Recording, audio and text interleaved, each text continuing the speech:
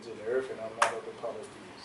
Surely my prayer, my sacrifice, my life, and my death are all for thee, O God, the Lord of all the worlds. No associate has he, and this I am commanded, and I am of those who submit. O Allah, thou art the King. There is no God but thee. Thou, my Lord, and I am thy servant. I've been greatly unjust to myself, and I do confess my faults. So please grant me protection against all my faults, for none grants protection against faults but thou. And O Allah, lead me to the best of morals, and keep away from me the evil and the decent morals, for none else keeps away from the evil and the decent morals but thou. O Allah, make Muhammad successful, and we the true followers of Muhammad successful, as thou did make Abraham successful, and the true followers of Abraham successful. For surely thou praised and magnified forever in thy midst. And O Allah, bless Muhammad, and bless me the true followers of Muhammad, as thou did bless Abraham and the true followers of Abraham. For surely thou praised and magnified forever in thy midst. Amen. You may be seated. Thank you again for the day that I will be speaking while I was at work. So you're not going to get anything too profound, but you will get something sound and true. This is the 10,000 Fearless meeting, military science meeting, that we have invited our brother and our friend, our companion, this mighty vassal of wisdom and military science, our brother Mikhail Shabazz Muhammad, a hard-working soldier in the Nation of Islam. But this man is a unsung hero of sorts. This man is someone that we want to make use of. He has something to give, as all of us have something to give, something to offer, something to make us all successful in what we try to endeavor to do in the name of God and righteousness. But 10,000 Fearless, when we say 10,000 Fearless, it is the vision of the Honorable Minister Louis Farrakhan to have 10,000 fearless black men and black women willing to stand in the gap between fratricidal violence. That means you fighting against your brother and your sister, and then corruption and evil against our rise and our prosperity. We're to stand in that gap, willing to give what we can to sacrifice to ensure that we will be able to be successful. Now, I remember as a young boy that I had that thought in my mind that if black people were deemed to be inferior, why is it they meet the most opposition? If someone is supposed to be genetically inferior, he's not able to think, he's not able to strategize. There was years ago they said that a black man couldn't be a quarterback. He's not able to think on the fly. He's best suited to be on the front line. He's best suited to be a wide receiver. He's best suited to be the center. He's best suited to be the cornerback, the tailback. But he's not the one that's supposed to call the play. But we proved that to be false. Come on, right. Then they said that, you know, black people can't swim. That's why we're not able to prosper in the Olympics. They move too slow. The kickiness of their hair holds them back. But yet we still prove that wrong. Right. Because we come from what the Honorable Elijah Muhammad said, a curriculum of greatness. Come on. See, the God, and I know that we don't teach the origin of God in what we call theological society, all of those except for us who believe in the teachings of the Most Honorable Elijah Muhammad. We teach the origin of God because one of us was there when God was present, and when he made himself, when he self-created himself, one was there. But when you have other schools of thought that says that God, he just was always there. We don't know when he began, he was just there. There's no such thing as a beginning of God. These people weren't here. That's why they said that God was always present. But when God self-created himself, he created himself from 10,000 parts. It took 10,000 parts to make the one God. Now this God fought against adversity. This God fought against impatience. This God struggled to force himself into existence in spite of the opposition against him. And to prove that we are the direct descendants of God, and if you don't understand that, just meet me at the end of the meeting. But to prove that we are the direct descendants of God, we have that same spirit to force ourselves into existence against adversity. They have to raise the goal in basketball because the black man keeps dunking the ball backwards around himself, in between his legs. They had to, all praises due to Allah. All praises due to Allah. Every time they raise that goal, a black woman and a black man gets together to produce taller black babies. Now we have little brothers, and they're little because they're younger than me, but they're 7'3", 7'4", dunking and slamming the ball. We are the Creator's nation. Now, the Honorable Elijah Muhammad said that this black man hasn't had his day in 50,000 years.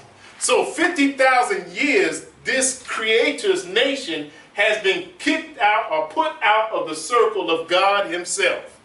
So when you're out of the circle of God, you have no other person or thing to measure yourself against, so you become to be close to nature.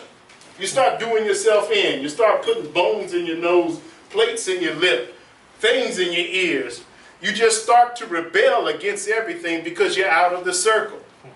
I don't want to put you down. You know, there's a lot of Afrocentric brothers and sisters who believe we should be like that. And if that's your thing, then, you know, that's your thing. But 50,000 years ago, we were put out of the circle according to what we're taught. And then there was a rebel 6,000 years ago to make use of that 50,000 year rebellion. And that's where we're at today. A little brother walked up to me and he said, "You that black Muslim guy with the paper, you the paper guy." I said, "Well, okay, I'm the paper guy."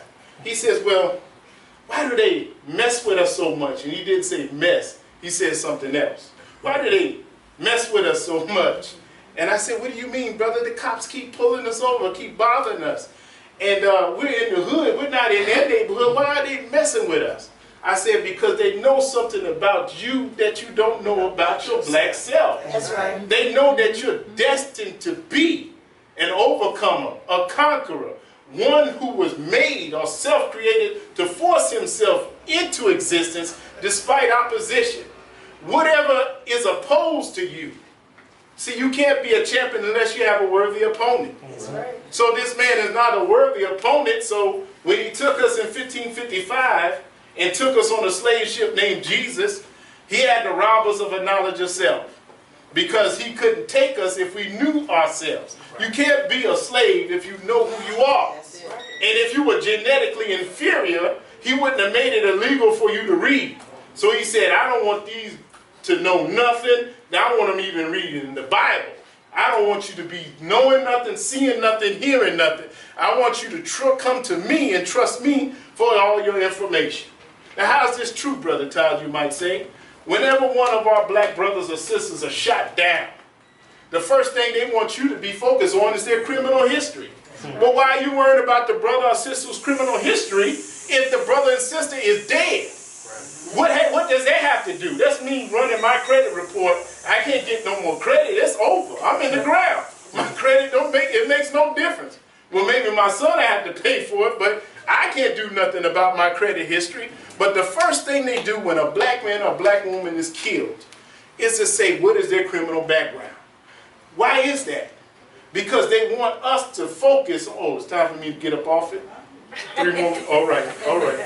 I didn't know what I was going to say, but all praise is due to Allah. But they want us to focus on what we did in the past to determine how we should be have been treated in that present time when we were killed. Right.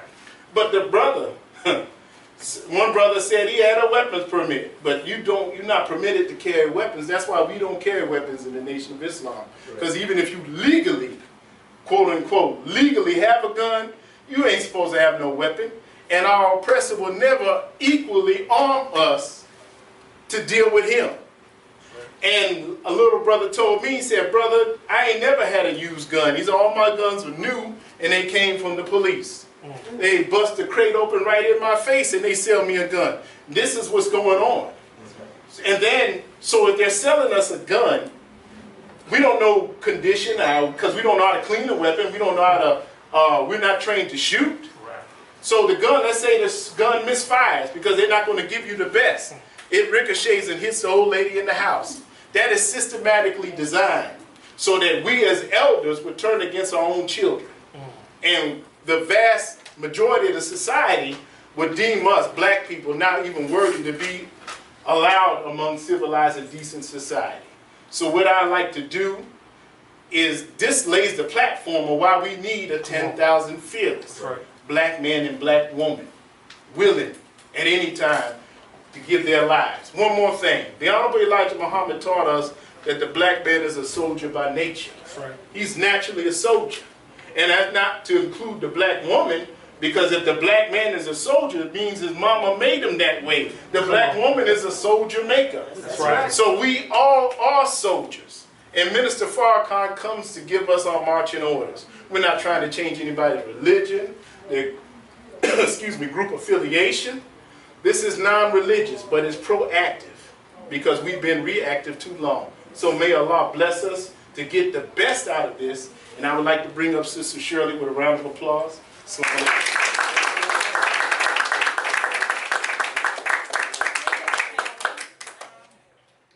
I'm not going to stay long. I'm just going to give a brief description about, well, what we're doing as women.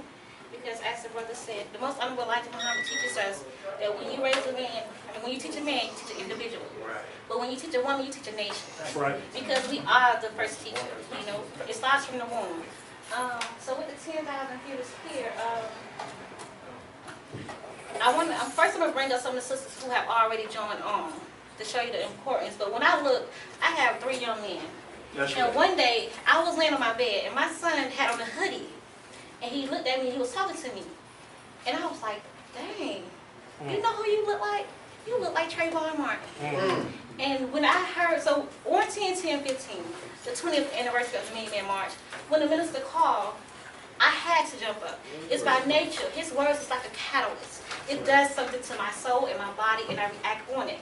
But there are many different units that we're going to be doing as women in the 10,000 Fearless. All of them I won't be able to go over now, due to time and a respect for time in everybody's lives. But we are going to be in the community. We're going to be doing some cooking classes. We're going to do, what is it? The sewing, most definitely the sewing. Go ahead. But the martial arts part too. We have to defend ourselves. Because we can't go stand between guns and don't know what we're doing. Okay? Our people ain't playing. Play if you want to. So we are going to be in the hoods, and we got a lot of things ahead. We got a lot of things planned. But on behalf of the training of the self-defense, I would like to bring on Mama G, because she's going to be the one teaching us. She has to go on the road to help us with the kinetics part of the self-defense part. I had that shout. Y'all would come. The sisters that already joined 10,000 Fearless.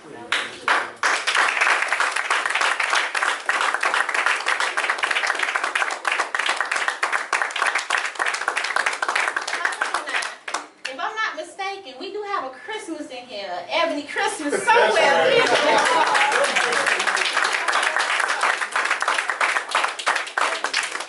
Thank God for the round of applause. But again, you're looking at fearless women, you know, and it takes, it takes a tremendous faith on whatever you call God to stand up and say, yes, I'm willing to go in the communities. Because as we see, when you turn on the news, these people ain't playing with us. Okay, we're the only one playing, okay? And it's time to stop playing.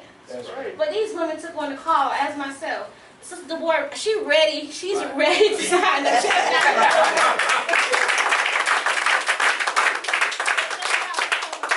Anything y'all like to say? All I can say, give it a program. So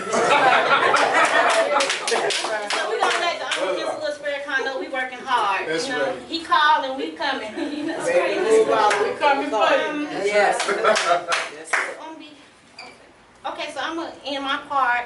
Mama G, could you please stand up? We have to honor you. And just you have to.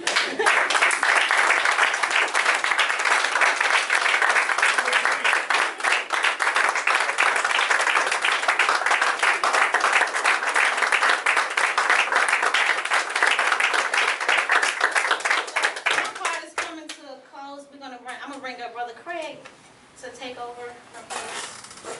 Thank y'all, sisters.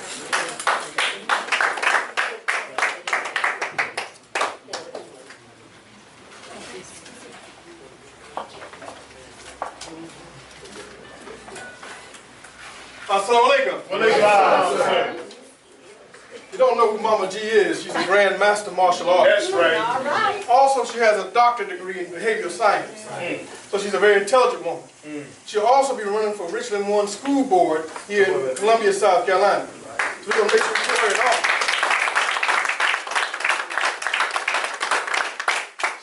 She's an educated saint, soldier, scholar, healer, and killer. So don't let her size or her young age fool you. That's right. She's a very deadly woman, but she's a very intelligent woman, so she can heal as well as do other things. So in the name of Allah, Almighty God, the beneficent, the merciful, I bear witness that there is but one God, creator of all truths, sender of all prophets. And I just love to see black people. I'm so happy that you're here. And thank you for coming out. I greet you in the words of the peace and language, and the Arabic language of Assalamu alaikum. In English, that simply means peace be unto you. My responsibility is just to give you a brief overview. Brother Todd did a good job at that. I will be bringing up Brother Mario, who will introduce our principal speaker, the military scientist, Brother Mikhail Shabazz Muhammad.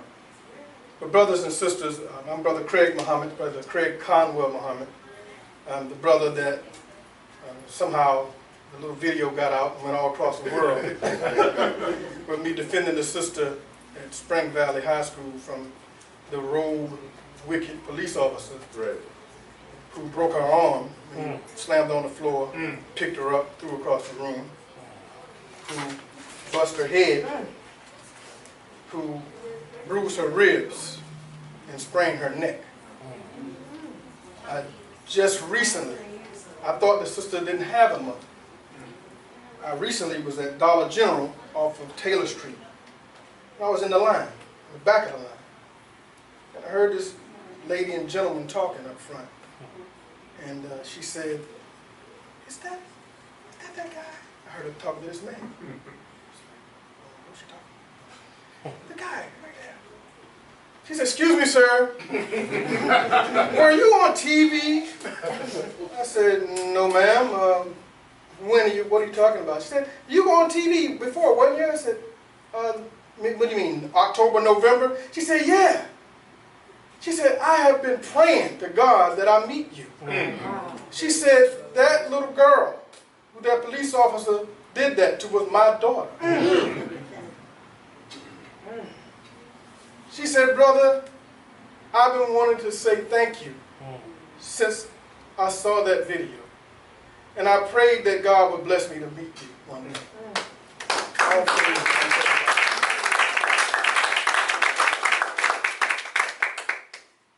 And it was the love that motivated me. Didn't know that young lady.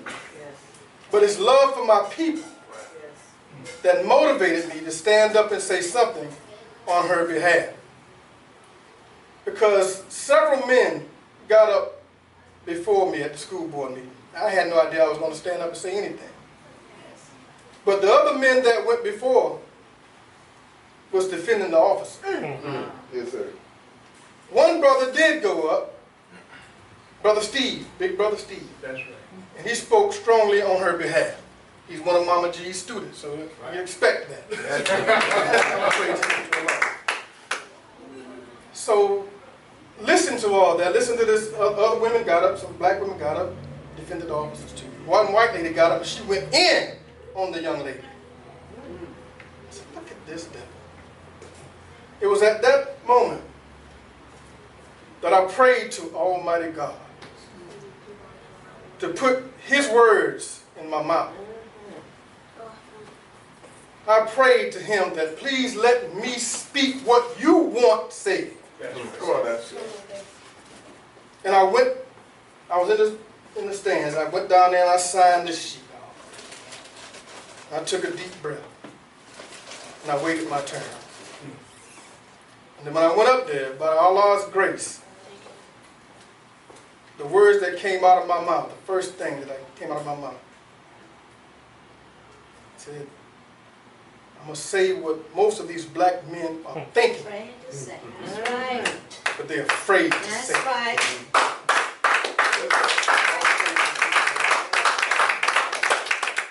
wasn't me that was saying it. It was Almighty God, Allah. You may call him Jehovah, whatever name you call him. Amen. That's right. But it wasn't me. And I knew it wasn't me. So he blessed me to speak with strength and power and fearlessness. Right. Because if you're going to be a part of the 10,000 fearless, you must be fearless. You can't be a cowardly, scared to death Negro in 2016. So what if you die, but die like a man and a woman? That's right.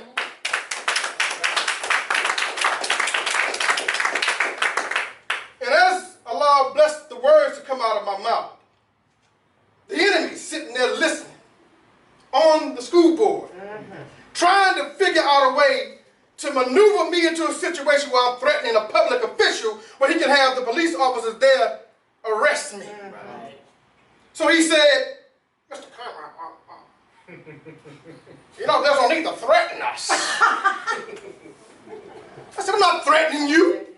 I asked you a question. What are you forcing us to do? Come on, then. Just that question scared the hell out of him.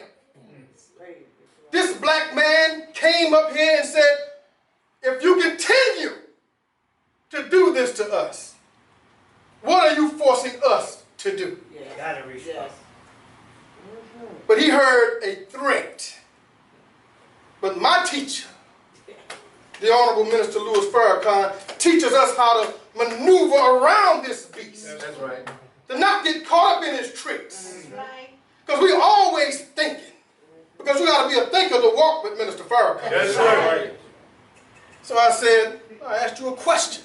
Then I said, for every action, no, I said, the law is for every action is an equal and opposite reaction.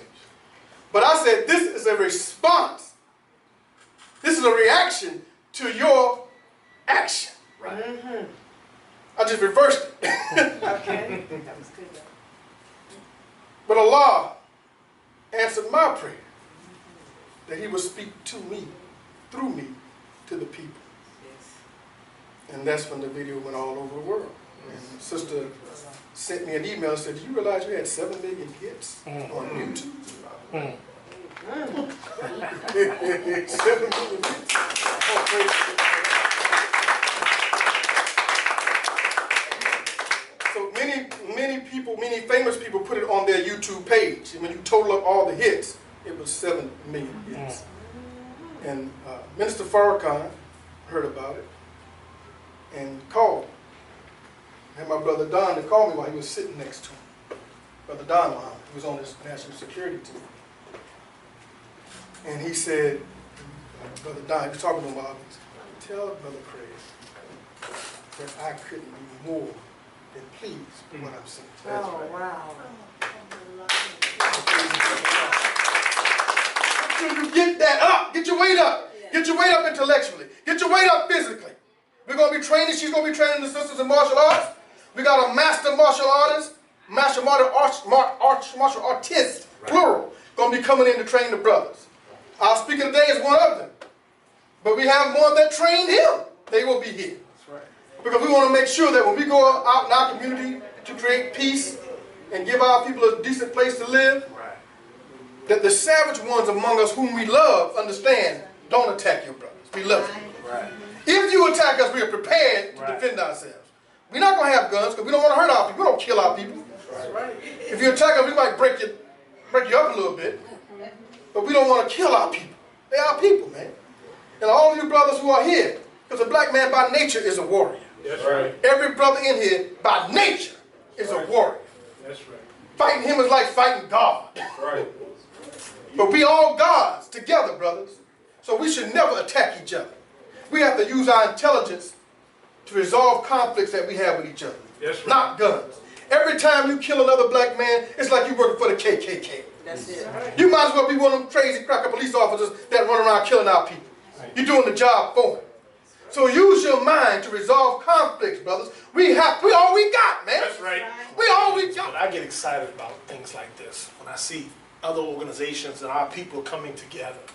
under this umbrella of the 10,000 Fearless, if I could just stress to y'all the importance of this thing and what's happening not only in this city, but a number of cities across the country. This is not just an isolated thing here. Okay, you got Atlanta going strong. I was blessed to do a seminar. I was invited to Boston just before the beginning of the summer. And so I'll lead it off with first giving you all the greetings of peace. And that means peace be unto you for those who are not fluent Arabic speakers. And I ain't no fluent Arabic speaker, but I do try to learn other languages and cultures because we're supposed to be blessed with friendships in all walks of life. We have to be able to communicate, you know, not only with our people, but with other diverse, you know, ethnicities and other communities. I want to start off by saying, and usually I try to orient everyone so we're all on talking about communications. We're all on the same page. So when I'm saying certain words and things, you know, I'm from D.C. originally, and we have a certain way of speaking up there in D.C. You know, my wife ribs me every once in a while because my I don't know what you call it, my dialect, it comes out every once in a while, you know, and I'll say certain words, and what did you say? You know, so I want to make sure when I talk on certain levels of military science that we're all on the same page and we understand exactly what I'm talking about. At the same time, for those who may be infiltrating, you know, they'll try to take our words and say that we're doing something other than what we're doing, you know, and I give you an example. I was on a conference call last night with the Natives and Latinos for Justice, which is a national organization that's made up of the indigenous, and you all may have seen some things on the internet. I don't know if you've seen it. It's not in mainstream news, but it's been on the internet about the indigenous plight there at Standing Rock in the Dakotas. Right. How many of y'all seen that?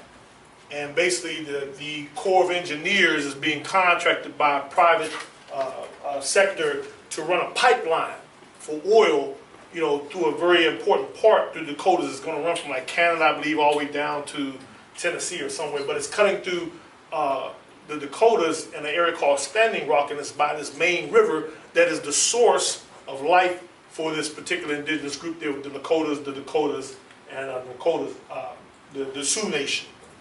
And so they're in a fight right now to block that oil because what they call fracking, which is where they're digging up underneath the ground, and it's creating these pockets and gases and all kind of stuff is getting released, and then the earth is collapsing on that stuff, gets put into the water, and it affects the environment. Okay, so our people are in this struggle right now, and talk about communications and miscommunications. You know, the government actually cut their communications. And turned their cell phone, blocked their cell phone service. You know, one of the brothers who was there amongst them was able to join on the call after because he said they just got through. You know, so I'm saying that to say that with the 10,000 Fearless, we're connected. Okay, and there's a lot that's going on all around the country. This isn't just an isolated thing. Okay, but it's very important that we start understanding what military science is. And Brother mentioned I'm going to do 6 courses on this. This first one is very important. It's going to orient you to the information that you're going to be receiving.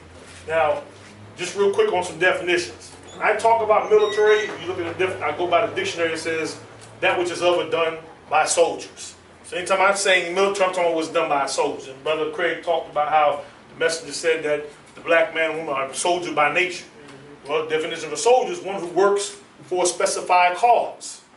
Y'all got that? Yes, sir. So if you work in any capacity, I don't care if you're a plumber, a data analyst, you know, social worker, whatever. If you work for any type of specific cause, you can be considered a soldier. You got that? Yes, so don't think soldiers talking about running around with no Kalashnikov and AK-47s or AR-15s or whatever. It has nothing to do with that. It's about work. Okay, it's about a mission, getting the job done, mission accomplished, getting the job done. So that's a soldier. We're all on the same page on that. Yes, sir. Okay, so now science comes from the root word, that word scientia, which means to know. So we're talking about the knowledge of what is done by those who work for a specified cause. That's military science. Y'all got that? Yes, sir. Okay. There's a book called Mastering the Art of War. You all are familiar with the Art of War, right? Sun Tzu, the Art of War. There's a book that was called Mastering the Art of War, which was like a complimentary text to that book.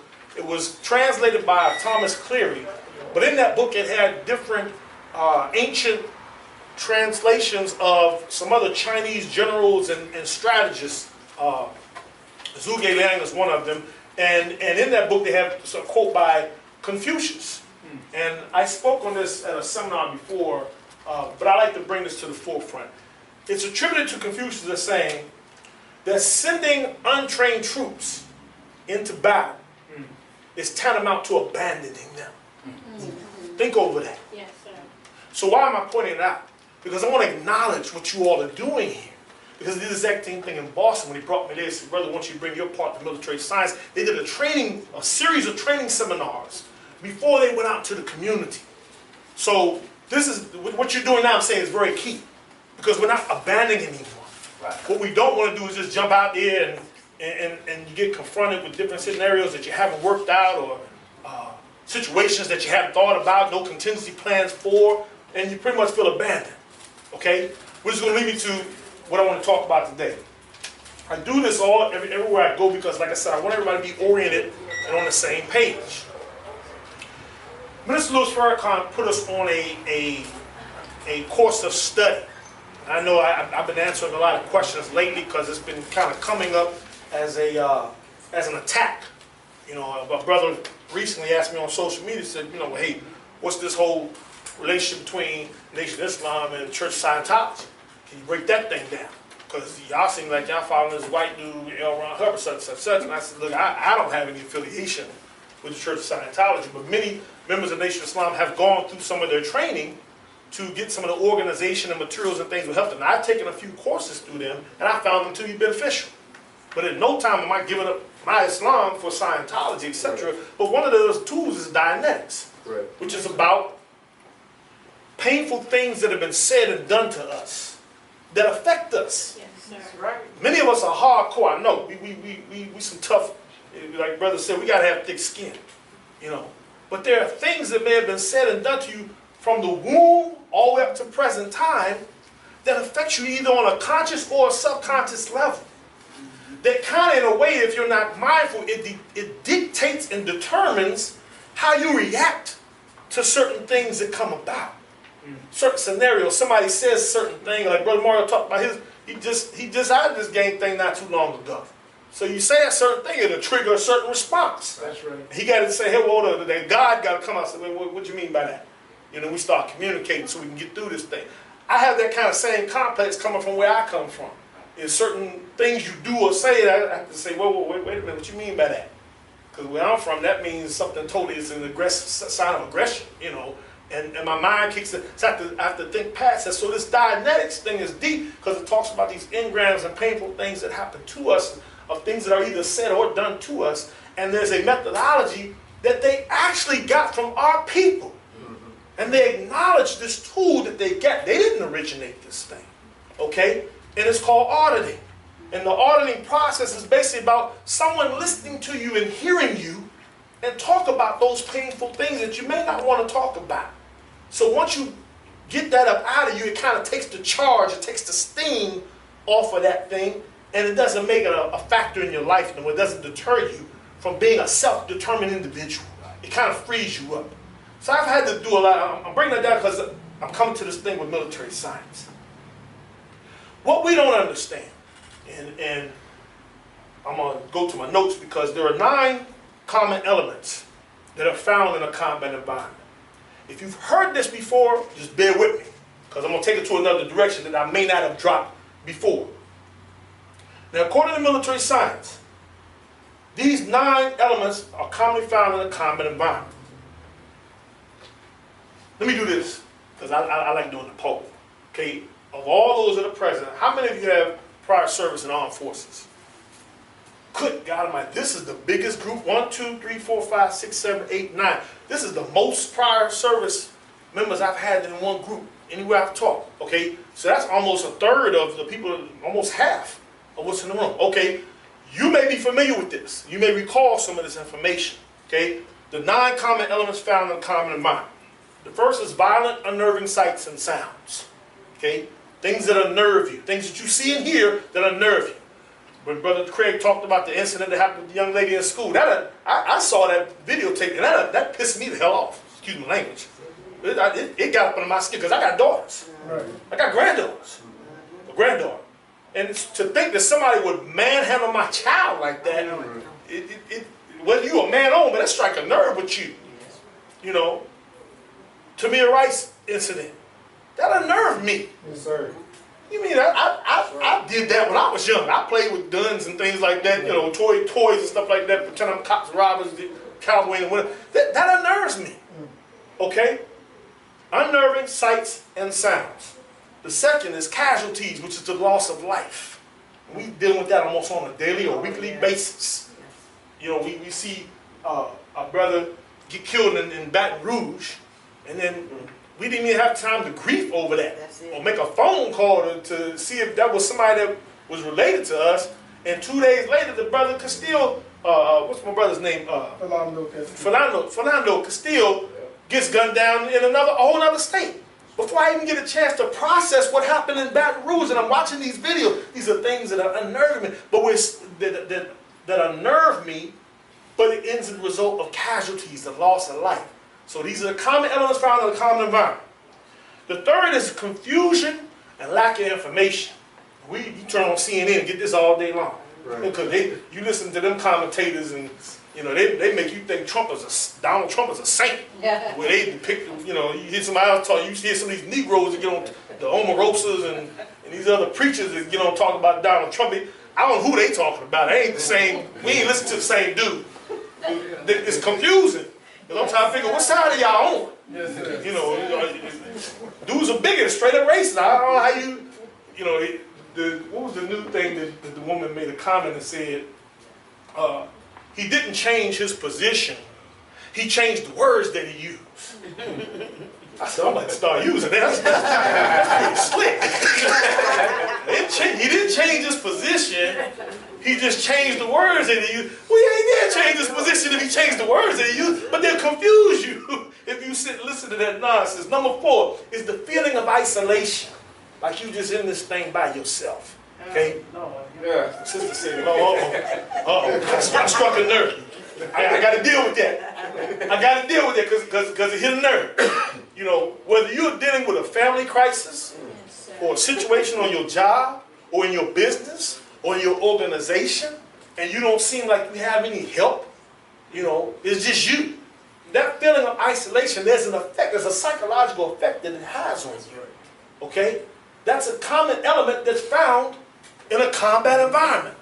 The 5th one is communications breakdown. That's why I wanted to talk about the communications so we don't have that breakdown. And I usually, say that communications breakdown is probably like one of the major contributors to most divorces in the United States. You know, you end up divorcing or separating from someone, or even a breakdown of a partnership or family member, because there's a breakdown of communications. You saying one thing, they ain't really hearing what you saying, and you ain't trying to hear what they saying, and y'all just disagreeable, or you come to what's that term they use? Impasse. An impasse.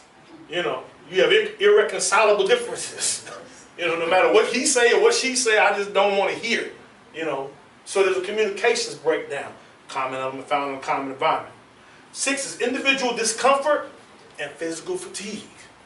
Just get tired sometimes. You go to your work, I hit that nerve,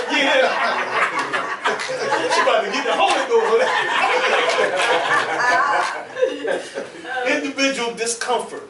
You know, things that make you uncomfortable. It might be somebody at your job. You know, every time you get around that person, they just say something or do something that just, I don't like their spirit. I don't like the way they make me feel, the way they talk to me, or this, that, though. It could be in your home, it could be at your organization, whatever it is. You get that discomfort and fatigue. Combat elements found in a common environment. Number 7 is fear, stress, and mental fatigue.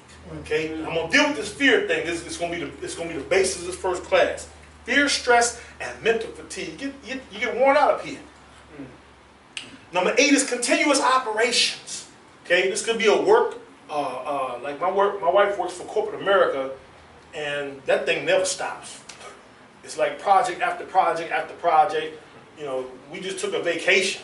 It came back, and still the prize is still going on. It is continuous. It has an effect on you when you don't get those type of breaks. So there was I won't call it a debate. It was a discussion on social media, and one of my brothers out west, he kind of posted a video of him relaxing by an ocean. He took a break.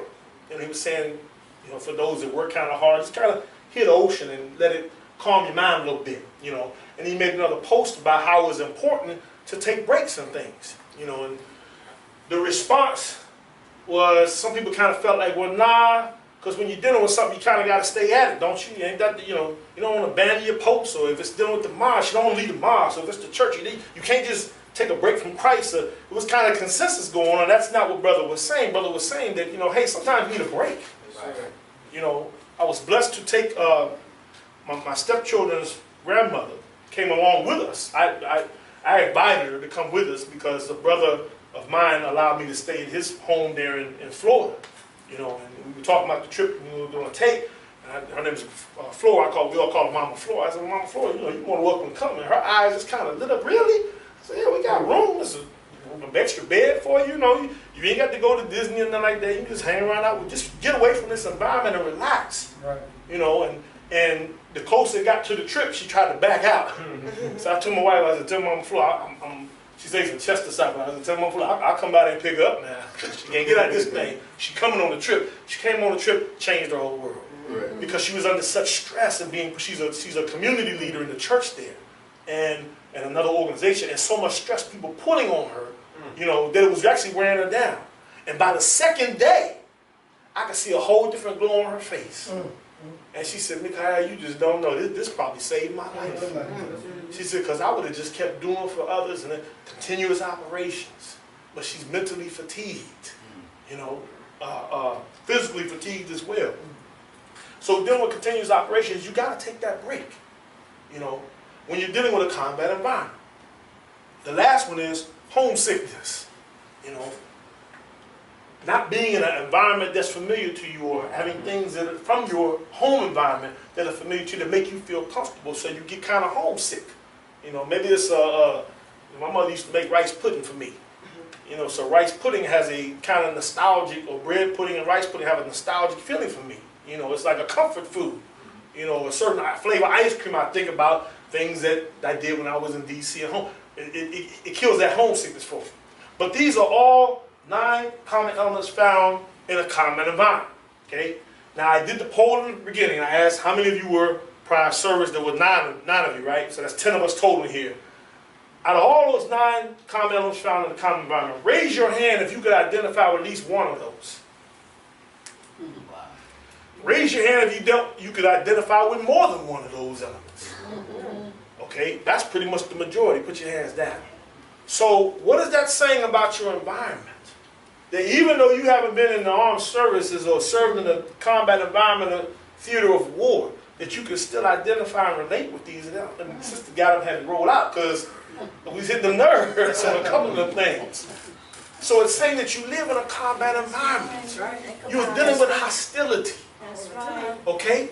So this is the importance of military science, to have a knowledge and understanding of. Now, I want to share some other information. This comes out of a book called On Killing: The Psychological Cost of Learning to Kill in War and Society. Is by Lieutenant Colonel Dave Grossman. Talk about those psychological effects of being in a combat environment. Prolonged exposure. What does that do to the human mind? What does it do when someone's stressing you out all the time? All the time.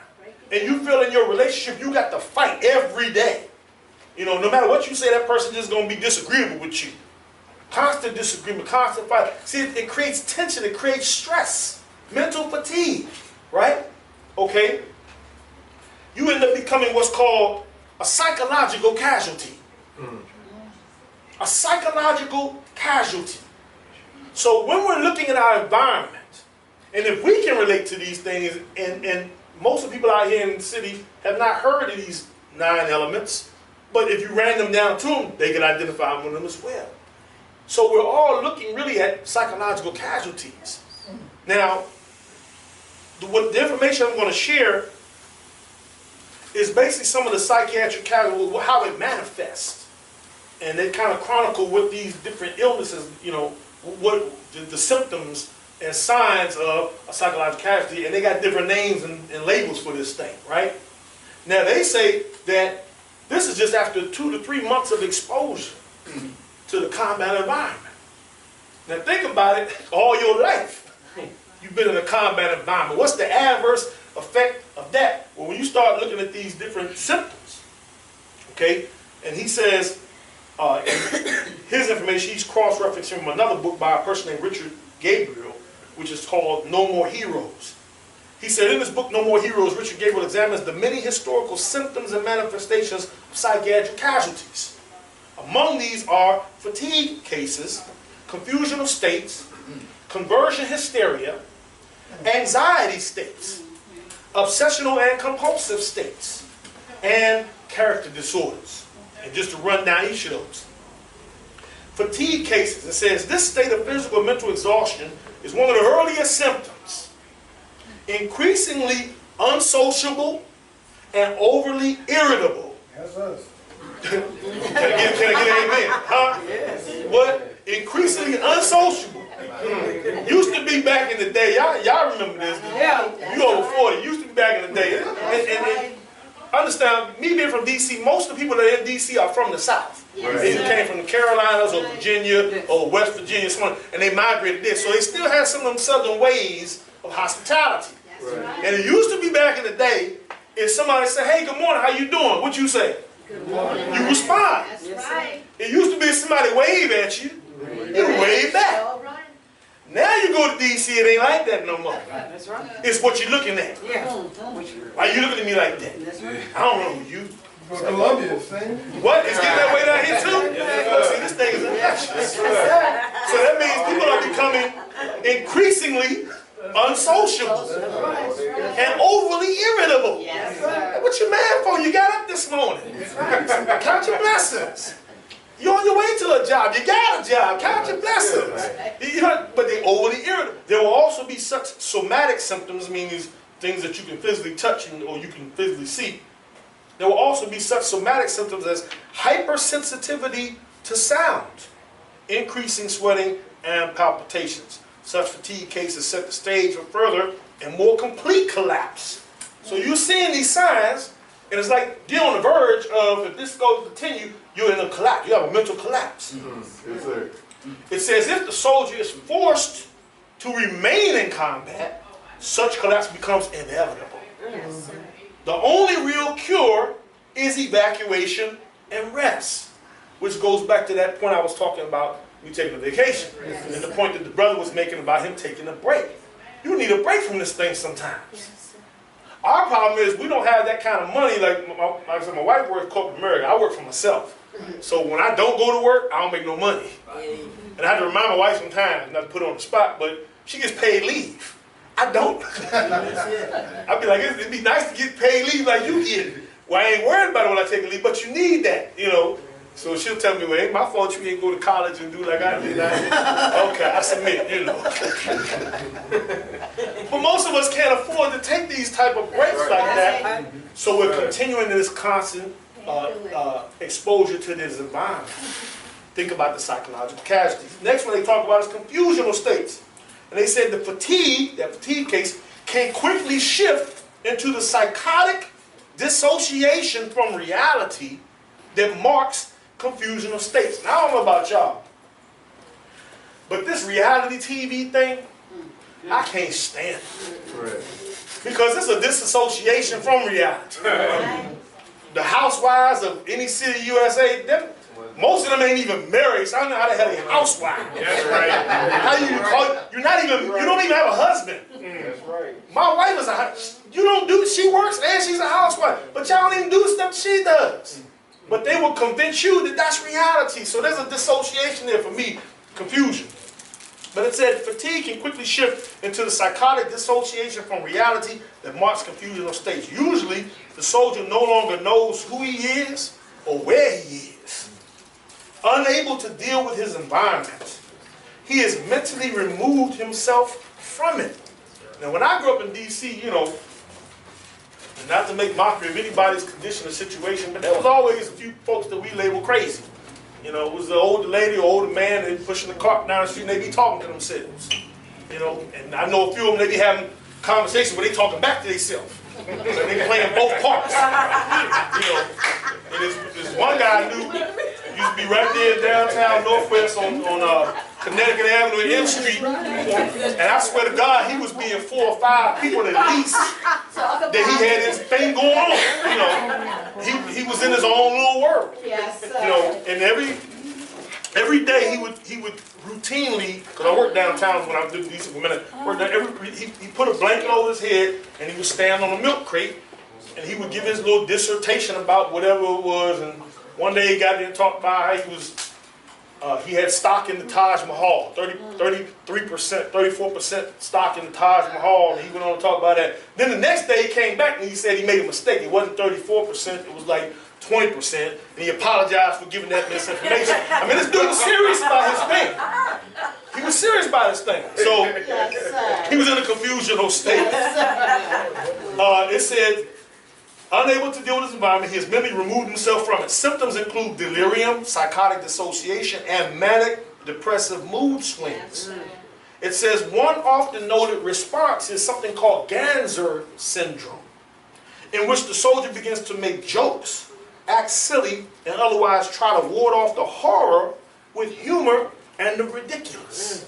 Okay? You all remember the show, the elders remember this, people my age know the show called MASH? Yeah. It's just about the army doctors, you know, and they had the guy, Honeycutt and Hawkeye, you know, they were the top surgeons.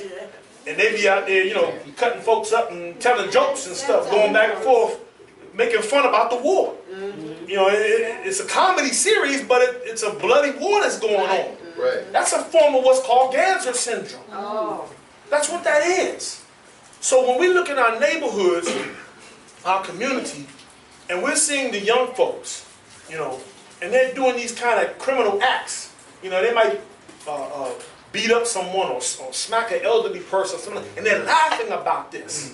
They're really victims of this thing. Right. See, and they develop a kind of sick, twisted humor to help them cope with the reality of, or the horror and reality of their combat environment. That's right. See, these are the symptoms. And I want you all to understand, let me throw a caveat in this thing.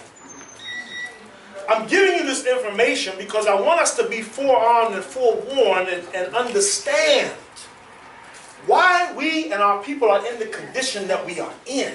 Right. And Brother Craig hit a very key point about the love. See, if we don't have the love in our heart for ourselves and our people, we're not going to be able to cope with this thing in the long run. You're going to get impatient with the people that we got to deal with. You know what I'm saying? If there's no love there. So I'm breaking these things down so we can kind of get oriented from a military perspective as to what we're dealing with, because we already acknowledge we're in a combat environment. Yes, right. We got psychological casualties. Definitely. These are the symptoms. Yes. Okay? Conversion hysteria says it can occur traumatically during combat or post-traumatically years later. So I grew up in an era in D.C., you know, I was a teenager in the 80s. So when the crack epidemic and all that kind of came about, out the blue, you know, I lived that kind of during that era. And I slowly started watching things where people that I knew were getting killed and people that I knew that were selling drugs and getting locked up, and just a lot of violence. It wasn't until years later that I really realized how much that affected me. Right. Because I suppressed that thing. It was just a part of the norm at the time. Y'all see the same things down here where there's a lot of violence and things, or maybe something happened in your childhood. You watched your mother get slapped, aunt got shot. One of my ex-wives, her sister witnessed her father get shot by her mother in front of her at a child. So we see these type of things, these instances happen, and you don't think it affects you at a later stage, but it does. Back to that Dianetics thing I'm talking about. Right. See, because we got to start listening to one another. I know we don't want to hear it sometimes, because as soon as somebody starts talking about their problems, what we do? I got problems too. You know, my problems bigger than your problems. You talking about? You know, and we kind of dismiss that thing. You know, so what ends up happens, it becomes suppressed, and that suppression builds up, and that suppression builds up, and you understand what happens when you take a lot of substance and confine it to a small container, and you put pressure on it and squeeze it together, right? What happens? The pressure builds, huh? And depending on that container, if it ain't strong enough to hold that weight, you'll bust it. Yeah. It'll break open. You follow what I'm saying? Yes, sir. In our community, we call that a stroke. Because the pressure builds up in a certain area and the veins ain't equipped to handle that pressure, right? Because there's a constriction or restriction to that thing, and you bust a blood vessel. Think about it. So, conversion hysteria. It says conversion hysteria can manifest itself as an inability to know where one is or to function at all. Often accompanied by aimless wandering around the battlefield with complete disregard for evident dangers. Y'all see the, I like to use an example, the movie Saving Private Ryan, for those that are in the war. Yes, sir. And there's a portion of where they show the D-Day invasion, right? And all this stuff that's going on, people are dying left and right, and there's explosions, and there's gunfire, and this, that, the other. And you see one of the soldiers, he just kind of just walking around. You're like, what the hell is he doing? Fool, get out! Duck! Hide behind some, shoot back, do something. And they just you know, he's looking for his teddy bear. What, man, the mind goes to these places. That's right. You know, that's what they call conversion hysteria. Okay? It says upon occasion, the soldier becomes amnesiac, blocking out parts of his memory. Often hysteria degenerates into convulsive attacks in which the soldier rolls into the fetal position and begins to shake violently. Okay? Trauma can cause that. When you witness something, you know, maybe an accident in front of you, or you experience it, you know, you go back to that fetal position. You just can't cope with what's happening. And it's instinctive that you pull yourself back to that place, you know, to try to comfort yourself. It take you back to the womb, where you thought you were secure at that. You were secure in the womb. So an event can happen so traumatic that it takes your mind back to that place, and your body follows. He says, Gabriel, the author, notes that during both world wars, World War I and World War II, cases of contracted paralysis of the arm were quite common. Usually the arm used to pull the trigger of a weapon was the one that became paralyzed. A soldier may become hysterical after being knocked out by a concussion, after receiving a minor non-debilitating wound, or after experiencing a near miss. I mean, bullets flying past your head. That happens in the neighborhood. Right. You think about it. It's like, what's that? Oh, that's a bullet. I could have got shot. Who's shooting out here? Oh, Lord, let me go in the house. You know. And then you think about that thing later on, like, why? A hair or two to the left, right? That could have been me today. You know, it takes conversion hysteria. I'm going to skip through the other part, but the next one he talked about anxiety states. And it says, these states are characterized by feelings of total weariness and tenseness that cannot be relieved by sleep or rest, degenerating into an inability to concentrate. So think about this. Brother Craig talked about the incident. He's defending the young girl and she's thrown around the classroom. Then imagine yourself a child in that classroom and you're seeing your classmate getting flung about like that and getting bruised up and beat up, and there's nothing you can do about it. And then you got to come back to that same classroom the next day. Think about the psychology of this thing. Huh? So it'll cause anxiety. You feel uncomfortable. Or you may be going through something in your life that no matter how hard you work and what you get done and accomplish at work, and they may give you all the accolades and acknowledge you, but something is bothering you so much that you just can't sleep at night. No matter how many hours of sleep you get, you still don't feel restful. Or you don't feel like you're rested. You feel restless. Exposed to the combat environment. Okay? Anxiety state. So it says when he can sleep, the soldier is often awakened by terrible nightmares. How many of y'all have nightmares? Every once in a while I have them, but my nightmares ain't the same as everybody else's. My nightmares is usually me doing something to somebody else. You know, and I'm afraid of what I'm doing. They're going to land me in prison. So I try to wake up and make sure I'm dreaming. That PTSD ain't kicking in, you know what I mean? Mama G shaking. she can relate that thing. Yeah, my nightmares are never somebody coming after me. My nightmares are me coming after somebody else. It's like I'm the nightmare in my head, and I have to stop myself. But it's still a nightmare nonetheless. So it says when he can't sleep, the soldier is often awakened by terrible nightmares. Ultimately, the soldier becomes obsessed with death and the fear that he will fail, or that the men in his unit will discover that he is a coward. So we had a conversation earlier before the thing started. Brother Steve was relating to Brother Craig and I an incident that happened, and we're dealing with the youth and how all the youth got weapons and guns and things. But it's really out of fear that they have this. Right. And it seems to be a preoccupation with discussions about death amongst the youth. I can't remember which city it's in. I want to say in New Jersey. But they said that the youth now, the young 12, 13, 14-year-olds, they have discussions about the type of funeral they want to have. And how their casket is supposed to look, and what kind of music is going to be played. And these are discussions with adolescents and pre-adolescents. So there's a preoccupation with death. Why? Anxiety states.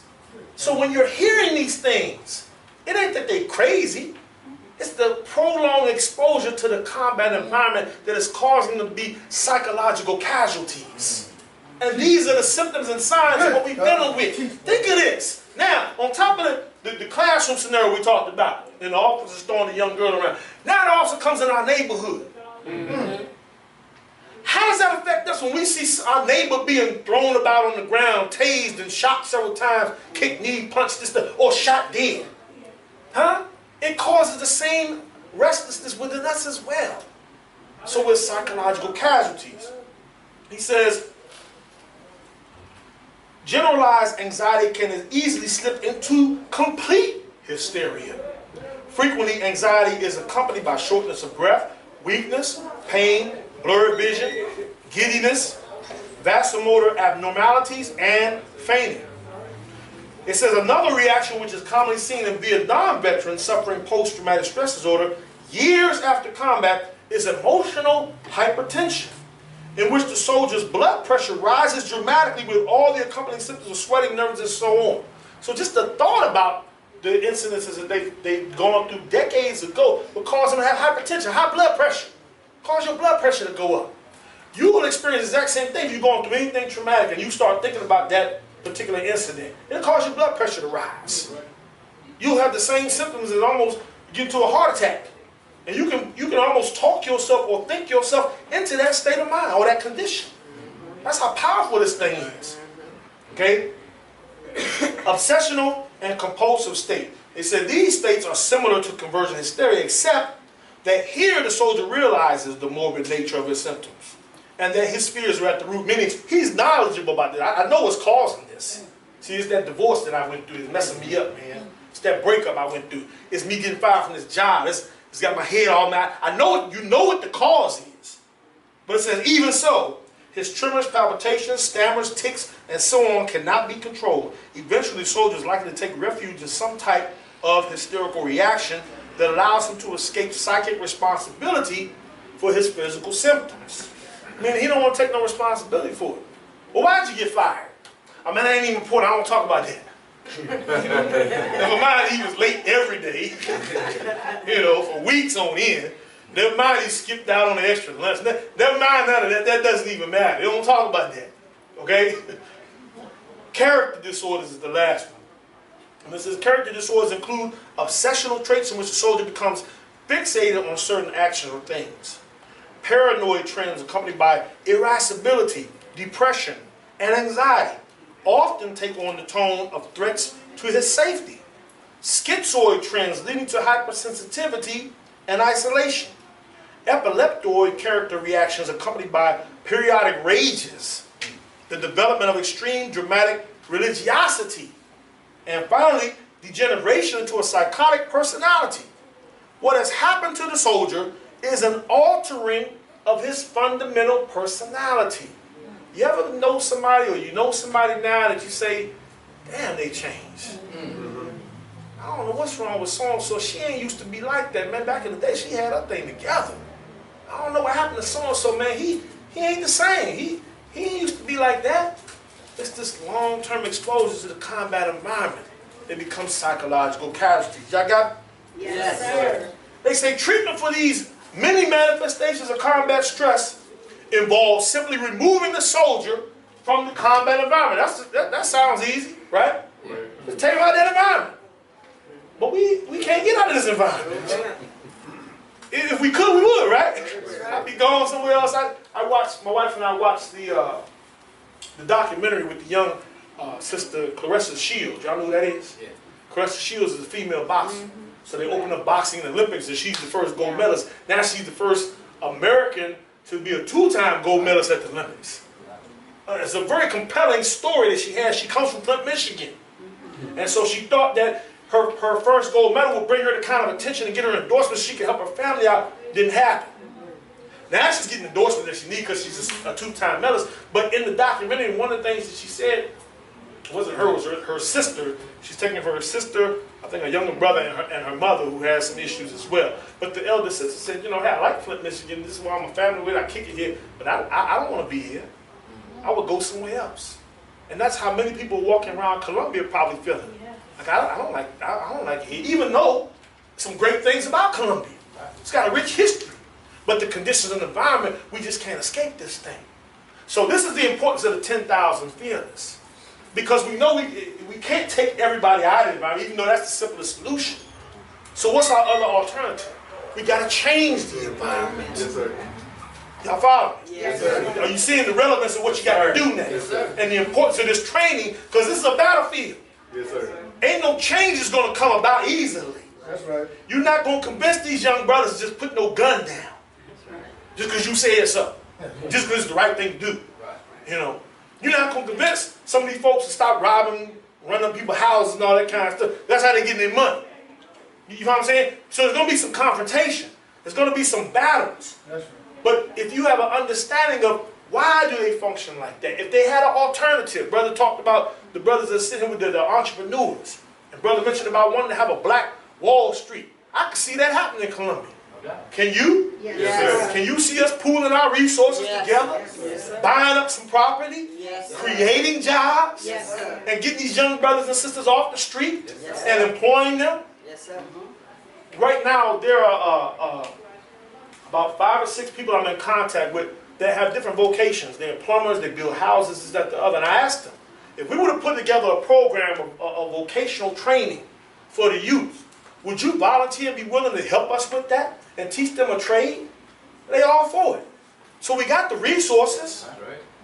Somebody in Columbia got some land or something, or a house or something. Just like we got this facility here. Somebody can loan us that to allow us to bring people in to teach them a vocation to change and better the environment and the community. We can make it happen. Yes, sir. But I'm just saying that change is gonna come with a fight. Right. And understand that. Sir. And you got to be convicted that it's worth you being a part of this organization. Whatever you're not abandoning what you do, but your efforts towards this is going to benefit everyone. Yes. So our collaborative efforts is what's going to help us in this environment and this change. But we got to have some training. Y'all follow? Yes, sir. Okay, so that brings me down to this. One of the common elements that was found in the common environment was fear, stress, and mental fatigue.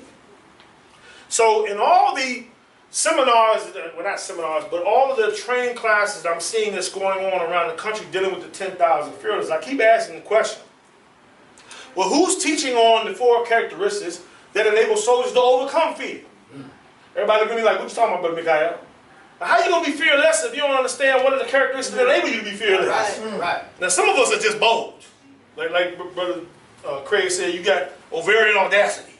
You got testicular fortitude. You know, some of us just got a mouth on us. Some of us are just confrontational by nature, or we've been conditioned that way by our environment. Everybody ain't like that. So how? And understand there has to be a balance to that thing.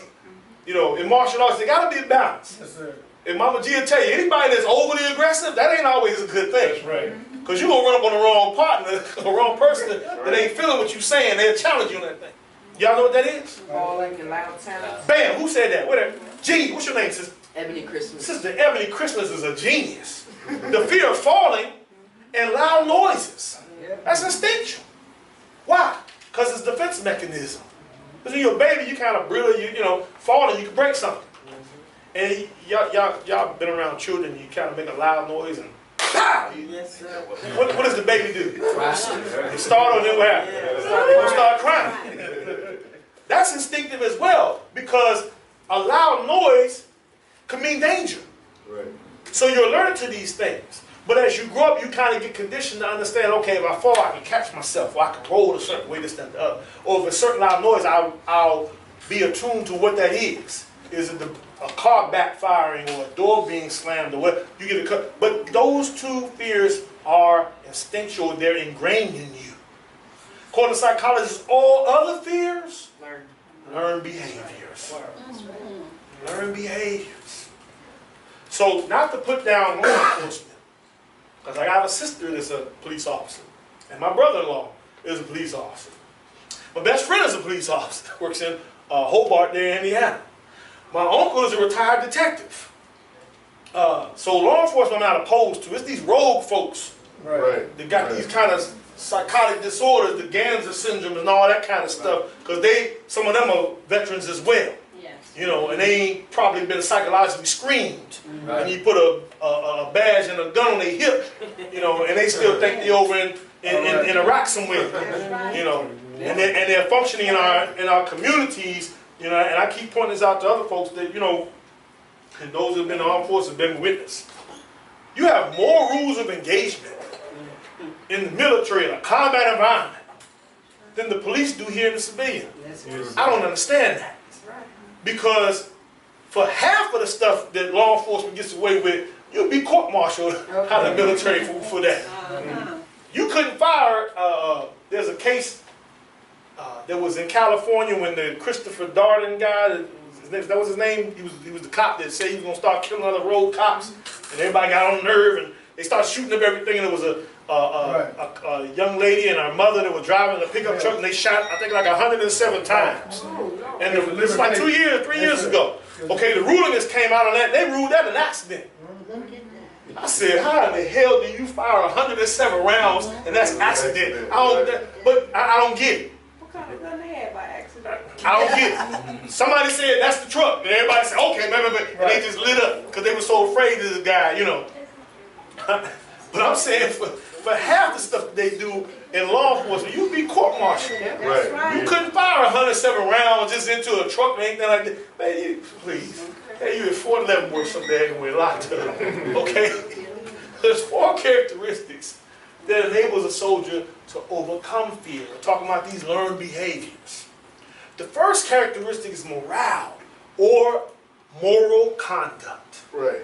Morale or moral conduct. Okay? I don't care if you're Muslim, Christian, Buddhist, whatever your belief, your persuasion, you know, whatever that is. Okay? There's some type of moral compass to that thing, is it not? Yes, sir. So if you're a Christian, you're supposed to emulate Jesus. That's your standard, right? To be like Jesus, right? And you talk about how perfect he was, etc., and you got to emulate that. That's your moral compass, right? For Muslims, it may be Muhammad or Minister Farrakhan. You got to emulate that. There's some type of moral compass, and if you ain't acting like that, people gonna call you out on that, right? Right. If you're a Buddhist, you're supposed to kind of emulate, you know, Buddha, the wisdom of Buddha, you know, and how we conduct ourselves. Now, here's the beautiful thing about it. It doesn't matter what we call ourselves, because the youth don't hear that. Right. They watching how we do. That's right. They watching our actions. That's right. Right. You know what I'm saying? How you greet, and how you treat one another. That's your real religion. Right. It's how you act, what you do, what you put into practice. Okay? So whatever your persuasion, your belief is, that's your moral compass. That is one of the characteristics that will enable you to overcome fear. Because if you know you're acting like Jesus, huh? And you ain't cussing everybody out, you ain't swearing, and you ain't doing the other things you ain't supposed to be doing. If you know that you're following that example, then can't nobody accuse you of wrongdoing. Because I didn't do that. I might have did that some days ago before I was saved, sanctified, and all that. I don't do that now, right? So I got a leg to stand on. As a Muslim, I know I don't do stuff I used to do 20, 30 years ago. So I ain't chasing nobody's wife or anything. I don't do that. I ain't running no drugs. I don't do that. So you don't get me caught up on that. As a matter of fact, I had an incident coming back from Savior's Day. Yes, sir. And my son and I were driving, and I'm telling you, my hand to the God, I put it on cruise control.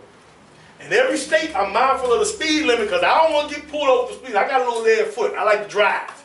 But I want to make sure I don't do anything that's going to get me pulled over. Right. So I'm going to obey the law. I came through 5 different states. Got all the way back through North Carolina. Come through the state of North Carolina, get pulled over. I'm automatically, I don't know what this is about. It ain't speeding. I know that. So a sheriff comes out. They see driver's license, registration, sir. Yes, sir. Now I happen to be on the phone with a good friend of mine who works for Homeland Security. And at the same time, a brother that I know, one of those brothers I talked about that has the vocational contract, he's a contractor. He was in Flint, Michigan trying to help them with the crisis. And he had just called me about 2 or 3 hours before and said, brother, I need some help because Mr. Farrakhan is giving me this task to put together all these contractors and organize them so we can start getting these filters and things to help alleviate some of the nonsense that's going on in Flint. He said, but I ain't never done this before. You know, I figured maybe you can help. I said, well, that's not my expertise, but I know somebody that can help you. So my partner works for Homeland Security, and that's what he does. He's FEMA certified, and he helps to organize it. I'm going to get in touch with him. So I finally got in touch with him, and he called me. So I'm on the phone with him. I didn't want to get off the phone with him.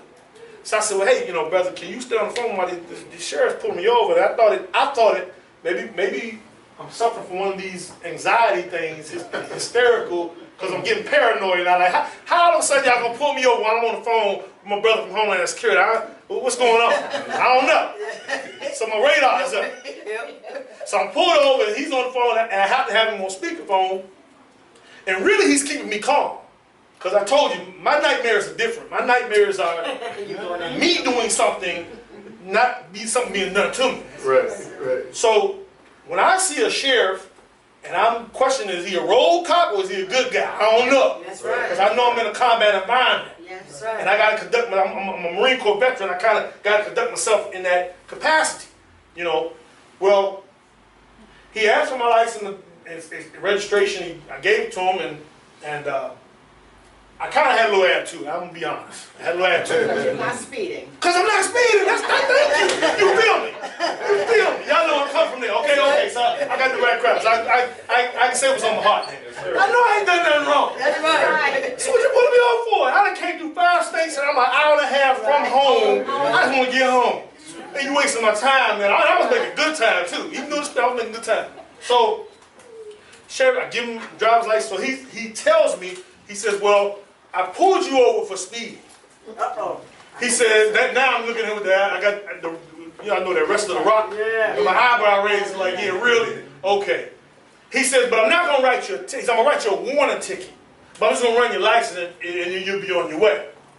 So while he's saying that, I'm like, okay, my friend is on the speakerphone. So he said, so what are they doing now? I said, man, he told me he got me for speeding. I know dog I want to speed. So the cop is getting mad because I'm talking in front of him. He said, excuse me, what'd you say? I said, I'm talking to you. I'm on the phone with my partner. He said, well, I need you to get off the phone. I said, I need to get off my phone. What are you talking about? I'm on a very important phone call. He said, no, I need you to step out the car. I said, oh, Lord, here we go. Now it's going to another level. So my partner's in the ear said, what are he saying now? He telling me to step out the car. He said, brother, they intended to do that when they pulled you over. That's right. Mm-hmm. I said, you're right. Okay. So I got out the car, and I leaned back. As I started going back, he gets on the radio. And I said, let me get on the radio. So I went back and I told my son, I said, call my wife, call your stepmom, and get on the phone and keep on the phone with you because I may have to drop this call. But in case this thing goes sour, because I don't know which way it's going, I at least want to be on the phone so she can coach you on what to do. Okay, my son is 17. So he jumps on the phone, so I get back. Now as I come back, it's an SUV, and I see an older cop that's standing, that moves to the back of the truck. Mm-hmm. So now I'm thinking, okay, he must be his field training officer, or this must be something I can exercise he's running to do, because the way he's acting, all my red flags are going off. Mm-hmm. So I open the back door, and then I see a K9 in the back. Mm-hmm. So I said, am I supposed to get in the back? He says, no, you can get in the front. I said, okay, so I close the door, I get in the front of the vehicle. Meanwhile, I'm on the earphone still with my partner in my ear. So as I'm sitting there, he's saying, you know, what's happening now? I said, man, they done got me sitting in this daggone truck. You know, while you running my license, you know. So the sergeant says, I can't concentrate with you on the phone. I need you to get off the phone. And I said, I'm not getting off the phone. So by this time, another unit rolls up. His backup he didn't call. So the sergeant comes up and leans and says, what's the problem? He says, he won't get off his phone. I'm trying to do this, to the other. He says, hey, get off the phone. I said, Sergeant, I don't have to get off the phone. What are you talking about? You know. So he starts going off and yelling in my ear, this is that, the other. I said, I'm staying on the phone for my safety because I don't feel comfortable in the situation. Now, mind you, I had my Marine Corps cover on, this, you know, the little octagon shaped thing, because I travel like that. So I got my Marine Corps cover on. He said, I don't even believe you was a Marine. What do you mean you fear for your safety? I said, I didn't say I fear for my safety. I said, I'm concerned about my safety and the welfare of my son. I feel uncomfortable. Y'all making me feel uncomfortable. He says, what do you feel uncomfortable for? I said, because he got a firearm on his hip, and you got a firearm on your hip, and he's standing back with a firearm, and I ain't got no firearm. So I feel uncomfortable. He says, He walks over and talks to my son. He comes back. I don't know what he asked my son. I found it later by the time I didn't know what he asked. He came back. He says, your son's very well mannered. I said, he should be, been trained that way. You know, and he said, I asked him, why are you so apprehensive with cops? I said, I'm not apprehensive with cops. I'm apprehensive with you because I don't know you. I said, I got family members that are police officers, but I don't know you. I said, he pulling me all the time I'm speeding, and I know I'm speeding because I had my daggone cruise control on. So the sergeant gets upset that I'm not complying. So he says, you know what, you want to act like this? And now, my partner's in my ear as well, telling me, ask them if they are detaining you. So I said, okay, it's about to go to a whole nother level because I won't get off this phone. So I said, am I under arrest or am I being detained? What's going on? He said, oh, you want to be a lawyer now? Okay, tell you what, who's your partner on the phone? I said, my partner works for Homeland Security. He said, he can't work for Homeland. He says, is he TSA? I said, no, he don't work for TSA. He says, well, wait, because we work with Homeland Security. You know, I said, no, he works in D.C. He said, well, what's his name? He's a part of this investigation now. I said, oh, Lord, this thing is really getting out of hand. Wow. So I said, Brother John, they want your number or something like that. I ain't giving you a number. He said, no, put him on the phone. I said, you really want to talk to me? He said, yeah. I put him on speaker. So he gets to question him, and my partner kind of checks him. You know, he says, we work with TSA. He says, I don't work for TSA. I work at headquarters. You know, he says, well, I need your name. He says, you don't need my name. This, that, that. And you don't even need to be pulling him over, you know. So I said, look, but John, this thing is obviously making them feel uncomfortable. I'm talking to you. I'm going to go ahead and hang up. He says, brother, because remember, you ain't got to answer no questions. That's not, I know what I'm supposed to do. I got you. But let me hang up, because this thing is escalating, and it don't even need to go this way. So I get off the phone with him. Sergeant starts blasting my ear, tells the other sergeant, search his vehicle. I said, oh, Lord. So he gets the dog out, takes the dog around. Now, mind you, I'm watching the whole time. Dog goes around, comes back. Guy gets back in the car, says, your car hit for marijuana. I said, that's impossible. I ain't never smoked marijuana a day in my life, hand to God. I ain't never smoked a day in my life. I ain't even touched no marijuana. My car can't possibly, it's a rental vehicle, it can't possibly. I said, something wrong with your dog nose. Mind you, the uncle that I told you I had that was a retired detective, he worked K-9 for a while. I used to go to his house every weekend and spend time with him and ride around his cruise. So I know what the signs are when a dog hits for drugs. That didn't happen. Right. But I won't call him a straight out liar. That's impossible. Something wrong with your dog nose. You know.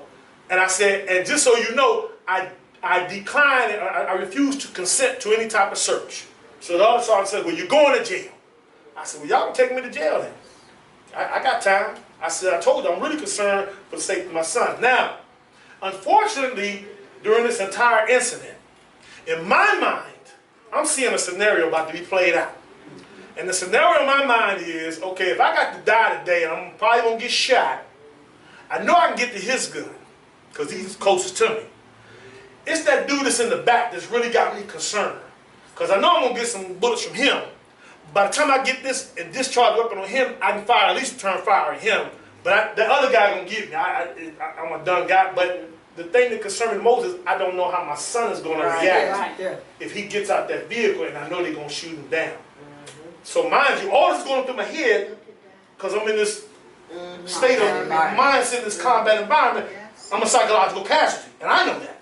You know, so by that time they see you wasn't going to bluff me, this, that, the other. They kind of asked me why I had the attitude I had. I said, because, you know, we're witnessing people getting killed down for less. This disturbs me. I said, have y'all no integrity? Is that not a part of your job? And you know, to have integrity? You pulled me over and said I was speeding when you know I wasn't speeding. Now you're trying to tell me my car hit for marijuana, and I know I ain't getting no marijuana. I've never had any damn drugs. I've never done any type of drug. I've never even sold drugs. So because you lack integrity, how else am I supposed to feel? Now if you want to take me to jail, you take me to jail. And I'll call my lawyer up and I'll deal with all that other kind of stuff. But I told you I'm concerned for the well-being of my son. It may be foolish to a degree. But when you're right, Yes, sir. when you know you're right, Right. That's right. it's something about your spirit. Huh? That'll make you brave bullets. That's right. It'll make you brave really the worst nightmare ever when you know you're right. Yes, That's right. sir. So the idea is to try your best to remain, to be right. That's right. Gotta be humble with it, Yes, sir. and I gotta work on that, the humility part. But you gotta be right. Yes. So as one of my mentors, Steve Muhammad, would say, when you're right, you can fight. But when you're wrong, you can't stand strong. That's right. Y'all heard that one before. Yes. That's right. Okay. That's right. The second characteristic that enables a soldier to overcome fear is discipline, self-control. So I exercised some discipline throughout that scenario I just, illustrated to you all. I could have done better, And my partner told me, he said, man, Mikhail, we gotta talk. You ain't had to do all that. I was like, man, I know, brother. Sometimes I can't help it, but I need more training. I acknowledge that. So whenever we get together, you run down some of that stuff for Homeland Security to help me out. And maybe we can do a class on that. Yes, sir. And so that brother is actually going to be a part of our curriculum, okay? My brother Shaheed. And I've known brother over 20 years. When I became a registered member of Nation of Islam in San Diego, he was there in San Diego. We kind of came up together. And now brother works for Homeland Security. He's FEMA certified. So what he does is he goes around to different organizations and teaches them how to be prepared for disaster preparedness, and teach them all kind of medical stuff they need. He kind of assesses what y'all need, which I think is going to be a very powerful component to the 10,000 Fearless. Right. Because as we're looking around, we see what just happened in Baton Rouge, with the flooding and all that. Yes, sir. Okay, how do we deal with that? Because the rains and stuff will come, and we have no prediction. A lot. God got this thing, huh? So they shoot the brother down, and here comes God's justice. Okay, That's right. Yes, sir. That's right. Y'all some real folks, right? You believe That's right. it ain't Yes, sir. supernatural. Yes, sir. It's super real. That's right. Okay, there is a God. Yes, sir. So some of the believers that are in that area have suffered from the torrential rain, but they ain't get the heavy part. They got to eat. They got it lightweight. They able to clean up their houses. Right. Just got a little water in there. Y'all saw some other folks. Their houses are the water's above their house. You barely see the roof of it. Okay, but we got to be prepared for these type of things. Yes, sir. Because years ago, when the incident with Katrina happened, there were believers in the Nation of Islam. We were taught to be prepared. And if y'all part of 7-day Adventists, anything like that, it's about preparation as well. Okay, but the problem was many people had their houses stocked up with food and water, but when the levees were destroyed and the floods came through, they couldn't get out with all their belongings. Right. So how do you mobilize? Right? You have contingency plans in place for that. Right.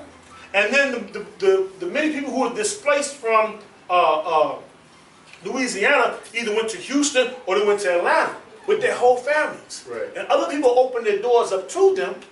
But after like 2 or 3 weeks, your food supplies get dwindling when you got double capacity, double occupants in your home. Right. Yes, so now you become a burden. So we have to have these type of contingencies in place. That what if it happens that a flood comes through here? What happens if an earthquake happens? Because I'm telling you right now, the way the FEMA thing is structured, you're not a priority. That's right. We're not a priority. That's right. Trust and believe. We're last on the list. Yes, That's sir. right. Matter of fact, it's going to be a minimum of at least 3 to 4 days before they even think about a response. Because they got to let this thing go out to capacity so they can fully assess the damages and whatnot. And what's the rich side of town here in Columbia? Forest Acres. Okay, Forest Acres is going to be the first to get dealt with after about 3 or 4 days. Right. They're going to make sure all the white folks up in Forest Acres and the uppity Negroes that live over there, they'll make sure they're all good to go before they come down to the hood. That's right. So meantime, between time, the 10,000 Fearless got to be prepared and preparing the people. Right. to even start thinking like this. Because everybody ain't thinking like that right now. We worry about going to church chicken and what I'm going to eat tonight. And That's right. when the game coming on and all that. That's what we worried about. Right. We're not even thinking like that. So the 10,000 feels, a component of that has to be the disaster preparedness. Okay? Or even if a blackout occurs for several days on end, and we got elderly folks that ain't got no air conditioning, and it's hot as blazes out here right now. Right.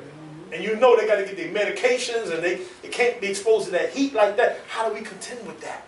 We have to have contingency plans. So my brother Shahid has volunteered, and we'll schedule it with a time for him as well, that he'll come down, and that'll be one of the classes. And you can ask him, I'm telling you, ask this brother, any question you can think on disaster, ask him. He knows this stuff. Like, I mean, I call him the Black MacGyver, because that's how he reminds me. Got everything. He's like that. And I actually got that from, y'all know the actor Kadeem Hardison? Yes, sir. Okay, he used to hang with Kadeem Hardison back in the day. Oh. So I used to hang with him sometimes. I got that from, Dwayne Wade. So Kadeem used to call him Black MacGyver.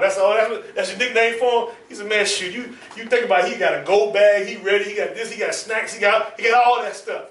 You know, he said, we travel on the road together, I'm hungry, I got you. He pulled out a granola bar, something like that. So he started calling him Black because I started calling him the same thing. But brother's very knowledgeable in what he does with FEMA and organization, as well as security, because he's a security consultant as well.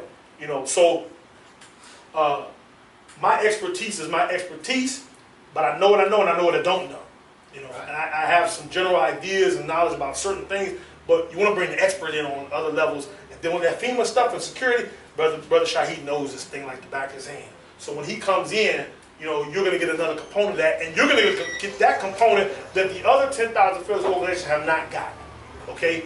And I think that's a very crucial part of what we're going to be doing in the community. So, 2 characteristics covered. The first characteristic of overcome fear is what? Morale. Morale or moral conduct. The second characteristic is what?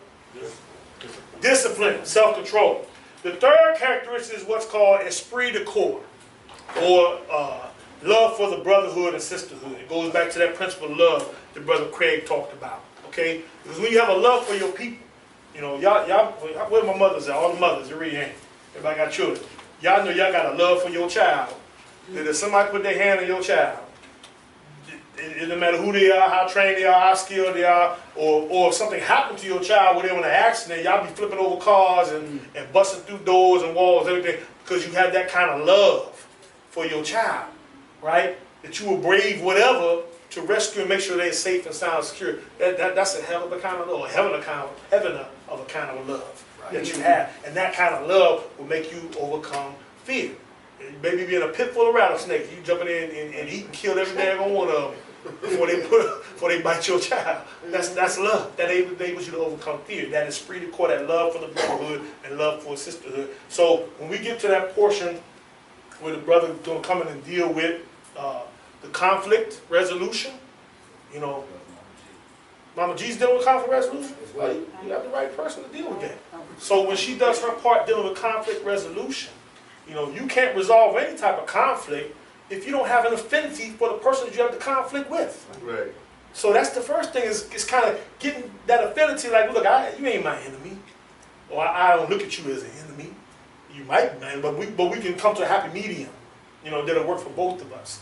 Okay, so that esprit de corps can be one of those elements that help you enable it, because some of us are actually afraid to love. Some of us have been hurt and damaged by our own people so much we stay away from them because we don't want to risk being hurt. But we got to have that kind of love, as the minister say, that we love our people more than they hate themselves. Right. That's a heaven of a kind of love. Okay? And the last characteristic that enables a soldier to overcome fear is proficiency, which is having a skill set. Okay? So whatever your skill, when you know how to do something, you just know how to do it. That's right. Right?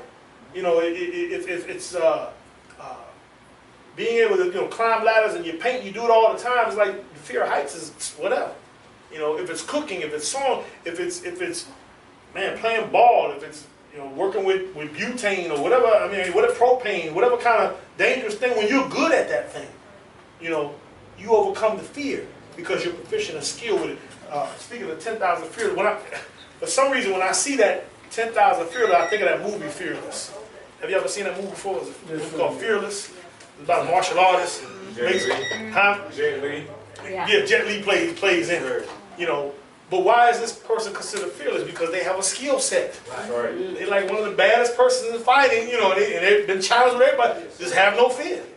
You know, you get to a certain level in martial arts where you have fear, but you have less fear than the average person.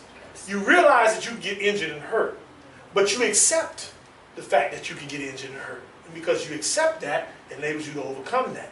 And because you have a certain proficiency in whatever moves and things you've done, or how to respond to movements and things like that, you also lose that fear. So that proficiency is a very key component of that. And that's why this training is important. So when the sisters get together with Mama G, take that training serious. And if she tells you do it 150 times, 150,000 times, no matter how many times, the repetition in the exercise is to make that almost second nature to you, so that you do it without almost thinking. You know what I'm saying? It becomes instinctual. Okay? So no matter what she puts on you, take it and excel at it, because you're going to develop a certain proficiency. And you'll end up finding out that almost without thinking, you still think about it, but almost it'll seem like it'll become natural, that you'll respond and move certain ways, and your awareness will increase. Your awareness of yourself and your proximity to other people, and as well as your environment. I tell you, you'll develop like a seventh sense. Wow.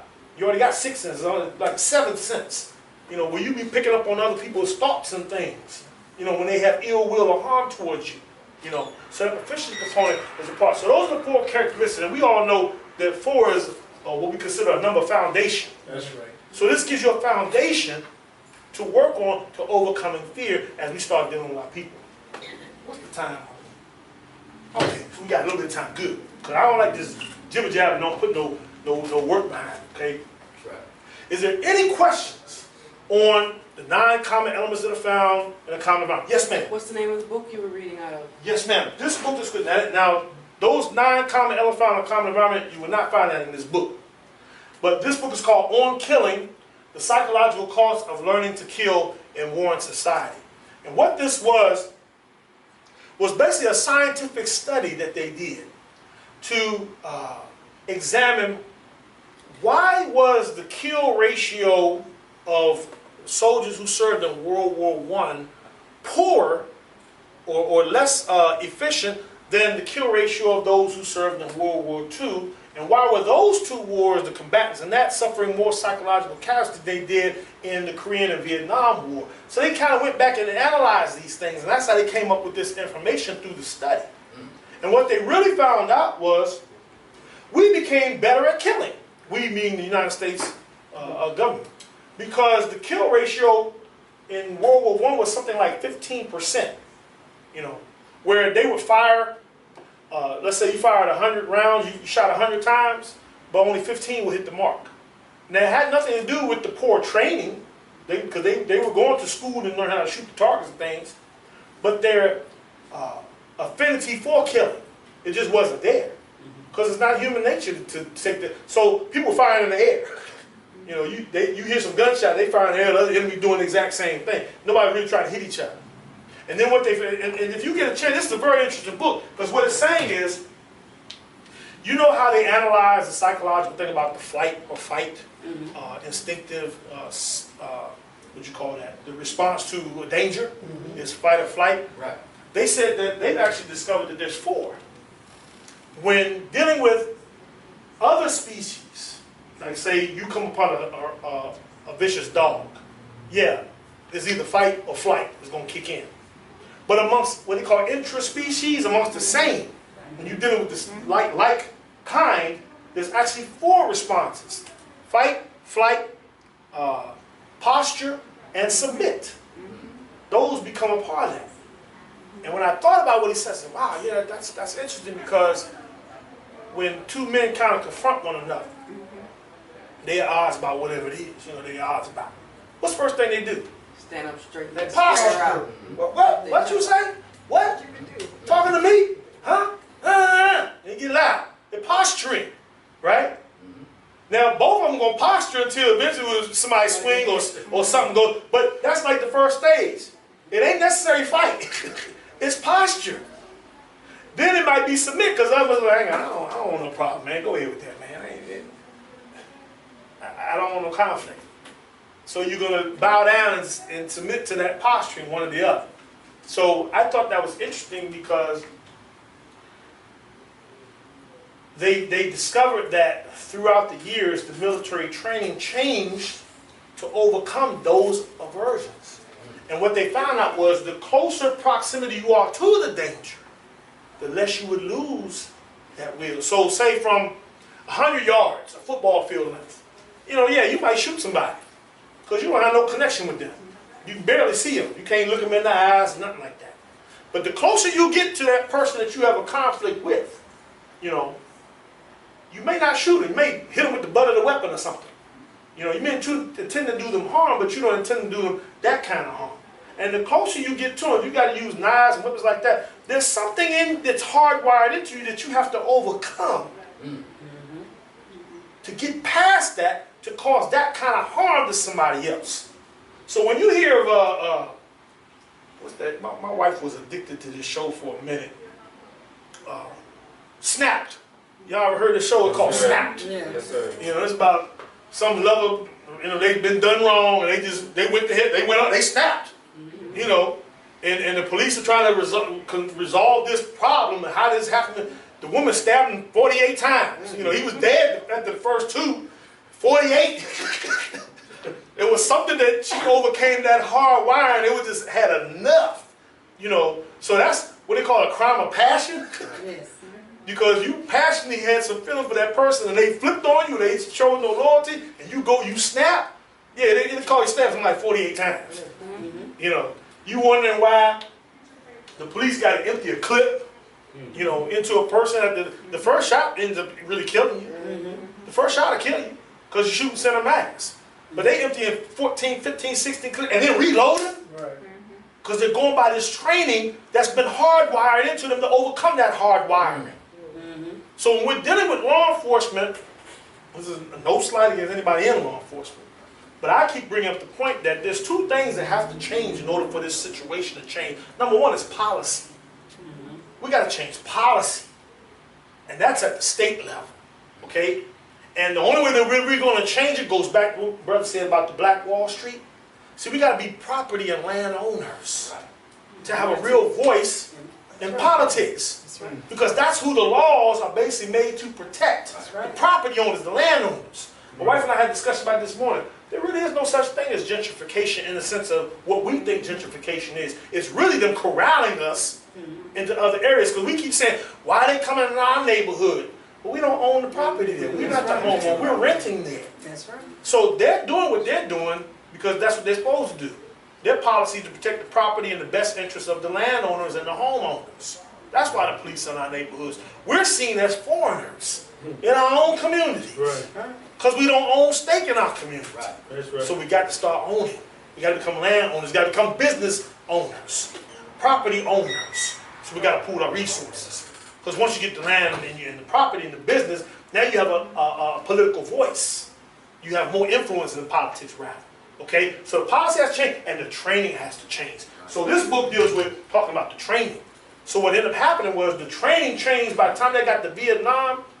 See, they made the conditions of training mimic the environment that the soldiers were actually going to be a part of. That was unprecedented because it had not happened before. Before World War I, World War II, you go to boot camp, you learn how to drill, you learn how to march, you learn how to shoot your rifle, you learn how to clean your rifle, you learn some history, you learn, some etiquette, customs courtesies, things like that. That was it. Next thing you know, you off to war. And you're in an environment that don't look nothing like boot camp. Okay, it's bombs and stuff going all around you, it's bullets flying, and you get a symptom what they call shell shocked. Right. What that was the shells of the grenades and the shells of the heavy artillery were going off around you, and it caused them to become hysterical. And you freeze up, and it became psychological casualties. So the white man is always analyzing, okay, how do we make our soldiers more efficient? What do we got to do? And they figure, oh, well, if you expose them to these elements during their training, and they become conditioned. Video game. Huh? Video game. Exactly. Now, the interesting interesting point Sister made, because now that the train starts changing up to the Vietnam era, they became more proficient killers, right? But there's a psychological cost to that. You can't just be no killer straight up and don't have no psychological damage, no repercussions. And that's why they didn't prepare for that part. So many of our brothers and sisters came back, well, mainly brothers came back from Vietnam, and they were messed up. And they went to drugs to help them cope with the pain and the things that they had seen, that they had done and were exposed to. The mind can't cope with stuff like that. Not sanely. You know what I'm saying? Yes, sir. So Sister Brother, there's a portion talking about that now in the 20th century, where what is happening to our children when we are exposing them constantly to violence. That's right.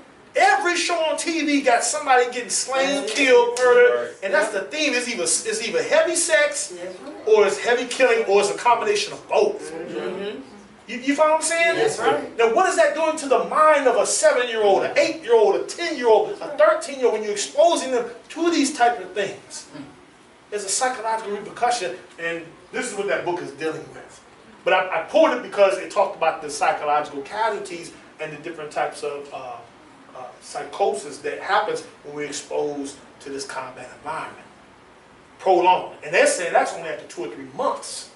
And we in this thing for years now. Yes, sir. So we got some issues. Oh, yes, So we got to sir. have patience with our people. You know what I'm saying? Any other questions on the... Yes, ma'am. I wanted to talk about what's called imprinting in society as a behavioral scientist. Yes, One ma'am. of the things, and the sister brought up the idea of the video game. There's a term, it's called Galilean didactic principle.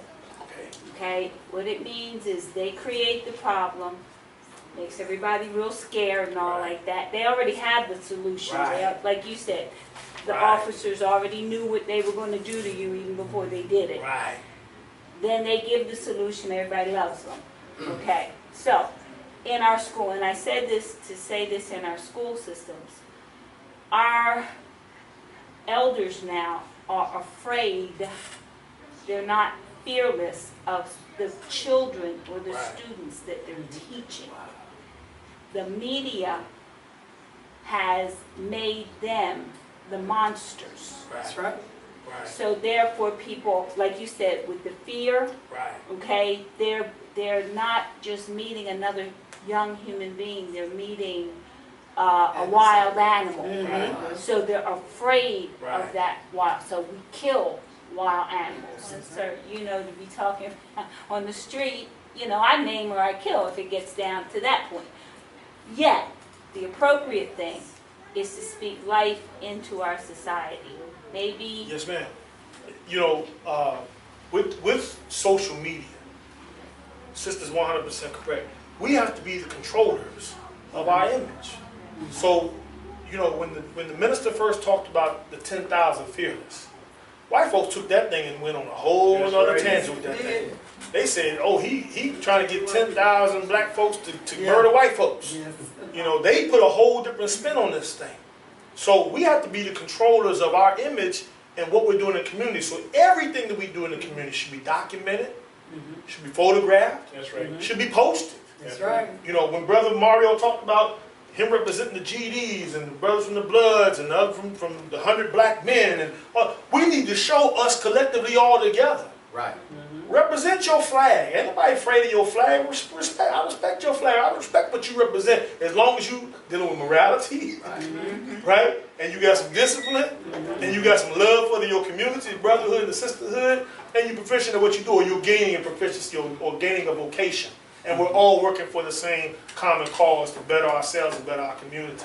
So we need to take control of that and document these things. Right. You know, and clean up our Facebooks, clean up our Snapchats and all these other Instagrams and all these other things. Clean these things up, because I'm telling you, the first incident that happens in a kind of confrontation or anything, as brother talked about earlier, when they pull your records and things like that, that's the first thing they're gonna do is go on your social media Right. and see what you posted. Looking right at it. What were you saying? Was it naked women, or was it Right. you know, violence? This were you putting likes on everything every time a white person got killed, or I was indicted. huh? I was indicted for a Facebook comment about a rap lyric. That's- I wrote a rap lyric. That's where it's gotten to.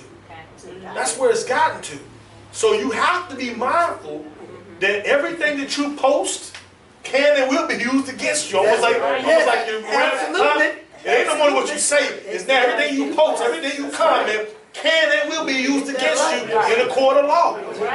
It becomes legal because now it's exposed to the public. So yeah, you have to be mindful of what you're saying and the images and things that you're posting. You know, so with the 10,000 feelers, we definitely have to be mindful. Because I'm telling you, they'll turn this thing around and say, man, y'all got this brother coming teaching military science. You trying to create soldiers and carry. Y'all know I ain't said nothing about no weapons. That's Right. Picking not so much going to a rifle range or nothing. right. Why? You know, when we was in Boston, I mentioned, you know, to the family, we did a martial arts portion of it. And I was trying to convey, maybe I didn't do it the best way, now I think about it, but I was trying to convey how whether you're male or female, it does not matter about an aggressor or an attacker. Because no matter how much they bulk up or build up or how skilled or knowledgeable they are with the firearms, there's nothing that you can do to build up the eye. Okay, how much weight you lift, okay, how accurate you are with a gun, or how good you with a knife. There's nothing you can do to build that eye. So a pencil, an ink pen, some keys, anything jammed in that eye will disrupt your will to fight. That's right. I don't care who you are. That's right. 2-3 inches past that eye socket, you get a gnat can fly in your eye. And that's how I came with that concept. Years when I was studying and training, I was in California and I'm driving, going to karate school, or going to class. And I had my window down, I'm breathing, I'm singing whatever's on the song, and a gnat flew in my eye, and I was like, whoa! Almost crashed my truck. You know, and I had to pull over and get this, look in the mirror and get this little bug out of my eye. And I said, this is a daggone shame. I laughed like Brother Minister laughed. He said, this is a daggone shame, big as I am. That little tiny gnat just disrupted my whole being. I couldn't think of nothing but get this gnat out of my eye. And I said, man, if that happens with me, what happens if a thumbnail or a toothpick or anything fine goes in a person's eye? It just disrupts their whole will to fight. You know, so I conveyed that to the believers in the class, and so at the end when I asked for questions and answers, the sister raised her hand and said, brother, you mentioned about stabbing someone in the eye, and I said, hold up, because she was going to ask me a question about how to go, but I said, sister, I didn't give any instruction during this class or tell you to stab somebody in the eye. I was making a point about how vulnerable the eye is. Let's clear that up for the record. Because I don't want you to go out and stab somebody in the eye and you say, Brother Michael told me, she said, no, you're not going to put that on me. Okay? So, to sister's point, we got to be mindful of how we convey information. That's right. And how we convey our intentions. And what is 10,000 Fearless about? You know, because when white folks see 10,000 Fearless and a lion's head on a shirt, That's right. okay, when we look at it, I said, man, that's a bad shirt. I like that. That's I got to give you one of them. That's tight. That's lit, as they say now. Is that the word? That's what they say. Is that the word lit? Okay, that's lit. You know, have it out of my time.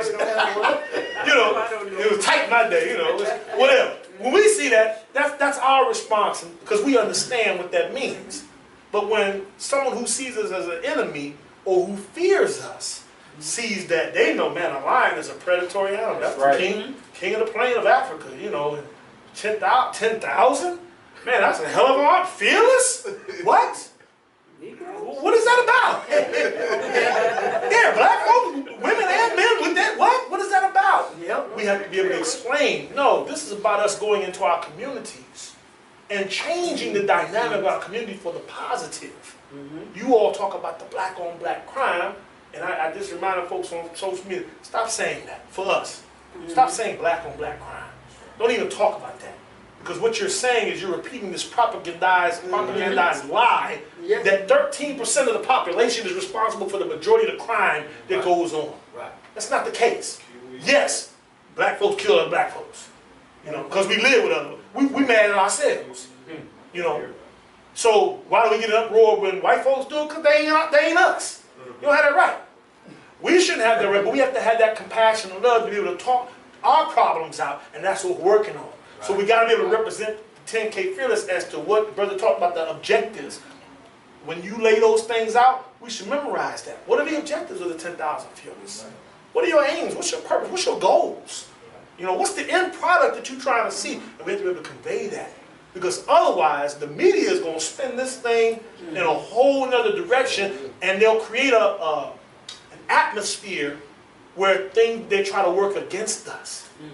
You know, I know one of the brothers expressed about his kind of dislike for the police. Nah, you need to be in their heads and arm in arm with them, talking at the table with them, talking with them. When Minister Farrakhan came to Atlanta, we was at the Chief of Police, Chief Turner, we was at his table with his top staff. I was sitting at the table with the student captain down there. We're talking with them. And they basically said, what do you all need? How can we assist you? And we went back and forth with terms, negotiated to bring Minister Farrakhan in and out of the city. So I'm saying you can work with them. They ain't your enemy in that aspect. You only an enemy when you're going against, you know, doing something you ain't supposed to do in one sense. But at the same time, when we don't have their ear, we're not in their face talking to them. See, you can't hold them accountable to anything if they don't know you. You make them respect you. So 10,000 Fearless, bringing all these banners together, you have a voice. The 100 Black Men got a voice. Yes, sir. Because they got a certain work that they're doing in the community. Right. So okay, I know what that's about. They already know. 100 Black Men they ain't putting no guns in nobody's hands. They about cleaning the efforts of the youth up and steering them in the right direction and mentoring and all the things that come along with that, right? Yes, we got to do the exact same thing with 10K Fearless. So we got to control that image. Got it? Yes, sir. Did I answer your question, Mama G? Oh, yes, and that was with the young men, like Genuine Determination Network and was it Better Family Communities and Families? Right. And Right. 'cause we're, rather than saying that word gangs Right. and saying Right. street level associations who I've been blessed to mentor with, we had state troopers come up to us at the last rally. And the lead one actually said, Mama G, it was good to see you down here again. But they appreciate, like Right. you just said, Right, any extra help that they can get. right, Because we didn't have any problems. right, Because if they know, then they're gonna let you do what you do. right, So you stick right. to So we have to make our presence known, Right. what we're about, and trust and believe. If you're in law enforcement, unless you just straight psychotic, Yeah. you really don't want no problems on your shift. Trust and believe. A lot of them be trying to avoid having to do any kind of paperwork. That stuff is tedious. You know, once a week or something, yeah. But every day, and having to chase somebody down, a lot of them they don't want no problem. So when we make our presence known, and we start having a dynamic effect in the community, trust and believe, they're going to be more at ease when they see these shirts. When they see and everybody's acting like they're supposed to and representing accordingly. You know what I'm saying? Yes, sir. And they'll see Mama G on the scene. Okay, she got that. I know her. Brother Mario on the scene. Brother Minister, Sister so-and-so. They y'all, okay, I know what it is now. You know what I'm saying? And see, we disarm them in that capacity. So that Brother Craig said, no, we don't need no weapons. Weapon is up here. Understanding what we're dealing with is one, and our awareness, and then dealing with our people. Right. They got all these anxiety and all the stuff that we talked about, right? And understanding what's going to. The first thing is to separate them, detach them from that environment, put them in a situation where they feel comfortable, put them at ease, listen to them. Cause we got some issues. Don't do the one-upman thing. You know, I know you I got problems too. You know, Don't do that. Listen, have patience. That's part of that auditing process that I learned in the Dianetics thing. And people had aversion to that, but it's like, no, we need that. You know, my wife comes home from work, it takes at least 20 to 30 minutes for her to decompress from that day. So I gotta shut up and listen to everything that happened and went on, that happened that pissed her off, or with her successes, you know, who aggravated. I gotta shut up and just listen to all that. Right. And just let her decompress. I didn't do that initially. You know, in the beginning stage, it's like, your day, shoot. Tell you what happened my day one time. You know what I had to deal with. And then we had all, ain't nobody sleeping comfortably that night. You know what I mean? But then I learned, like, no, she's decompressing.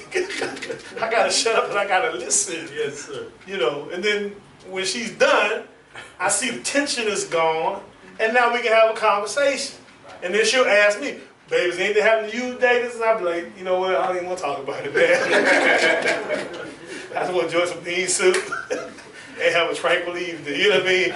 We'll talk about it tomorrow because you had a bad day, you know. So I'm saying that to say we have to have that kind of patience. And remember, communications breakdown is one of those elements. So now that we know these elements or aware of these elements, you know, and we know that we can't just remove everybody from the environment, we should be thinking about counters to the element because we didn't create the elements. Right. We didn't create these conditions. But how do we deal and contend? What's our counter strategy to deal with it? You got to start thinking like martial arts. You got to start thinking like strategists. Okay, if I know communications breakdown is a part of the element that's found in a common environment, well then I got to prevent that breakdown. How do I prevent that breakdown? I prevent first by listening and being compassionate and saying, I understand. Sister, I understand. Brother, I understand what you're going through. You know, what else is up? Where's it when I can help you? Okay, well, I can't help you now, but the fact that you even take time to listen, you'll be surprised, because I'm telling you, I do it all the time, and I'm traveling in different cities, and I'll go back to a city, I can't remember a name, I know the face, but a brother will come back up to me and say, brother, and I'm thinking, why is he gravitating towards me like that? But it's because when I met him before, I listened. And I listened intently.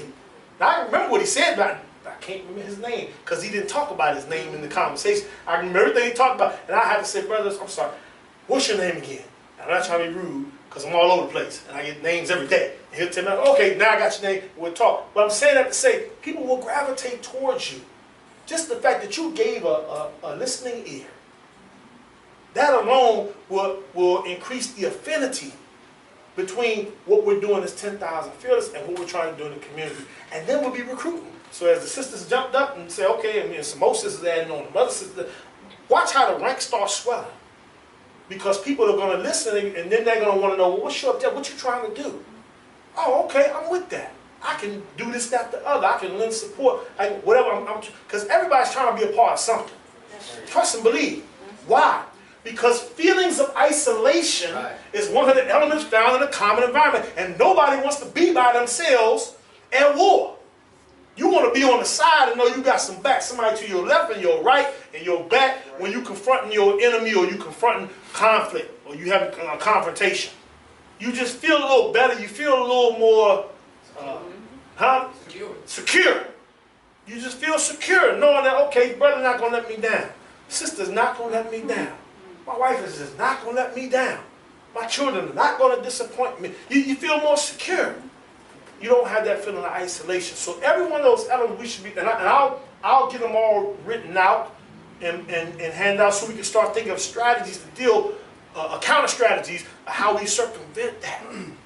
Because if we don't understand what we're dealing with, you know, we kind of know what we're dealing with, but we can't pinpoint the pain, the problem. Just like in medicine. You know, if you go to your doctor, doc, my stomach hurt. What's wrong? Where it hurt at? And it's all over. Okay. Can you give me a little specific? Did you eat something this morning? What? You start getting the history. You know, so we start breaking this thing down and pinpointing what the issue is. And sometimes, because I know we look at our condition and think this is just overwhelming. Our people got too much stuff going on, but sometimes it could be little simple things that will help our people to overcome. It could be so much as just a bowl of bean soup, a carton of milk, a bottle of water, a sewing class to teach someone something that's getting any one of those little simple things that within our power can help our people tremendously and give them a sense of empowerment. And it'll make a dynamic change. It don't take a lot of money, it don't take a lot of effort. But it does take, as Brother mentioned, that unity. Any other questions on those 9 elements or the 4 characteristics that enable a soldier to overcome fear? No questions at all. Everybody's good to go on. Yes, sir. What's the name of that book again? That book. That book is called On Killing. On Killing. It's by Lieutenant Dave Grossman, Grossman. Now, that's actually a series of books in this thing. One is called The Warrior Mindset, and it's like 2 or more or something they have to, he's a pretty good author. I like it because they got the scientific study. I'm always into the science stuff. I don't hear no speculation. You know, yes, ma'am. The book that was referenced was No More Heroes? No More Heroes by Gabriel, Richard Gabriel. And I know that name because I have another book by him, Military Misfortunes. Yeah, No More Heroes, Richard Gabriel. And that's where the psychiatric casualties is talked about in that book. So yeah, I like books that have references to other books. You know, I wonder where they got these stuff from, you know. And so my library expands every time I read books like that, because I gotta go see, like Sister just asked the question, well, who's that other author? What did they write? What's their contribution to this thing, you know? Paying very close attention to. Oh, no, I'm impressed. Yeah. You know, and what I like is, you know, when we have, and I want to keep on saying affinity, when we have this desire, you know, to learn and understand our situation and our condition, what we're dealing with, I'm telling you, it's going to empower us even more to how to contend with it and how to overcome it. You know what I'm saying? So take the training seriously, you know, and this is just one component. And trust and believe, I can talk all day, but I don't want to bore you all with a bunch of jibber jabber, you know, and useless information that you walk out in. I can't use that, you know. Understand we're in a combat environment. Understand that training is a necessity to help you overcome, you know, a lot of these conditions, because that's the whole purpose of the military science. That's the whole purpose of the training, is to orient the soldier to that environment that they're going to have to operate to carry out their mission. Right. And how to adjust and overcome those different odds and adversities and things, how to cope with that kind of stress and stuff. So you learn these type of things, you know. But the training is essential, and you sisters are gonna find out when y'all get with Mama G and she start going through her element with the martial arts with you all. I'm telling you, martial arts ain't just kicking and punching. It's life, because martial means war, and war is any active hostility or struggle. That's the definition of war. Any active hostility or struggle. It ain't always just physical. A big part of that is mental, psychological. You think about it. Yes, and we're bombarded with this all the time. But the awareness is like half the battle. Just know, like the old adage, and you've been with Mama G, the old adage says that when you know your enemy and you know yourself, in 100 battles you'll never fall. That's Sun Tzu. He said, but when you know yourself and you don't know your enemy, you win some, you lose some. But when you don't know your enemy and you don't know yourself, whoo, you can't triumph. Yes, sir. I want to debate you and say something now. The sister brought up a good thing how she was indicted by posting a comment. My daughter, she's in the 5th grade this year. Last year, she was in the 4th, and what they do is they give them Chromebooks. And I found it was kind of surprising for elementary school that when you read it, they didn't give them the handbook. But my wife said she sat back and she just watched all the parents. This is one of those first days before you go to school. Right. And all of them signed off and never received the policy or anything. And they agreed that they won't hold the school responsible for anything. One of the main things they mentioned is if any gang language is mentioned, they list a lot of things. Basically, a child can be held at level 2. Wow. They never said what the level 2 offense was. So I had to go online, look that up, find what it is. They're going to take them straight to the police officer that's in the school. Wow. And we give our children in our ignorance, like you say, you don't know your enemy, right, up to them. So what I did, I had drew through a lot of stuff I didn't like. So and I didn't let my daughter sign anything. And then the bad part about it, they told the parents that they would have their children sign a form saying they would agree to be responsible. The form had that on it with a lot of other stuff, right? But they never showed that part to the parent. I had to go online and find that form. So my daughter at the end of the year signed that form. I told her, you don't sign nothing. But they asked them certain questions concerning the book. Is something wrong with it, so they can come back and charge you with it. But to make a long story short, because I made a copy, I gave it to the principal. I said I want the original copy that she gave to whoever it was, right? Right. So he did it, he got it back. This year, my daughter brought me back the thing. This year they told me I can't do that. So my wife was because my wife was a school teacher, so every now and then she falls in that category. Right. So I said, no, I said, because the contract is simple and clear. First of all, if I don't pay the $30, they say she won't bring the laptop home. They gave it to her anyway. See, so then I told her, if you do anything, you do it on your USB. Right. And don't you make any, you know, in other words, if you want it, like I tell my wife, see, you don't understand, even with her, they gave her a laptop. When they give you a laptop, they say you got exclusive rights over your email. Right. So, With those and see now I want to throw out the sovereignty thing. With those contracts, anything like that, all you have to do right underneath is all rights reserved. 1-308, 1-207, All you have to do UCC. is write or just put that by. underneath that. Just put by. I just signed by and my No, name. and the reason you don't want to put by, Mhm. and you don't even need the numbers, all rights reserved, because it is a contract. This is a corporation Yeah. that we Right. live in.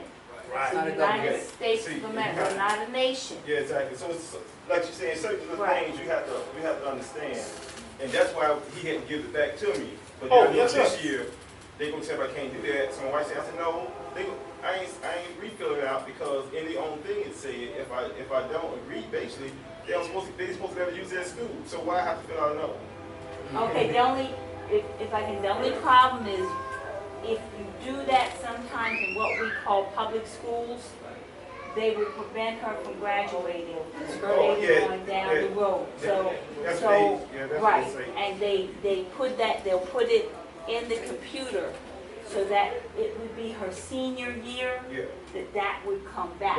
I'm saying what They don't happened. have My wife had another exemption school, right? forms and stuff guess like that? Separation of My church wife and had another state. school, and I don't know what happened, but a lot of the parents is opting out of signing that form. I don't know what happened, but she said that was one of the things that came up.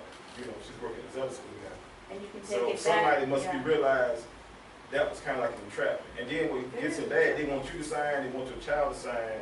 You know, and I'm like, look, we giving our children to them, and the child can't make a decision. They know they can opt out of the contract at any time. Well, that goes all the way back to the birth certificate. Yeah. Yeah. And until we start looking, when your child is born, Mhm. you sign that and you get that social security You card, gave them away. that child now becomes a ward of the state. Yeah. They Now, automatically. think that Yeah. to those points, in wrapping up from this class, I want you to think back to why am I introducing these 9 common elements found in the combat environment? Right.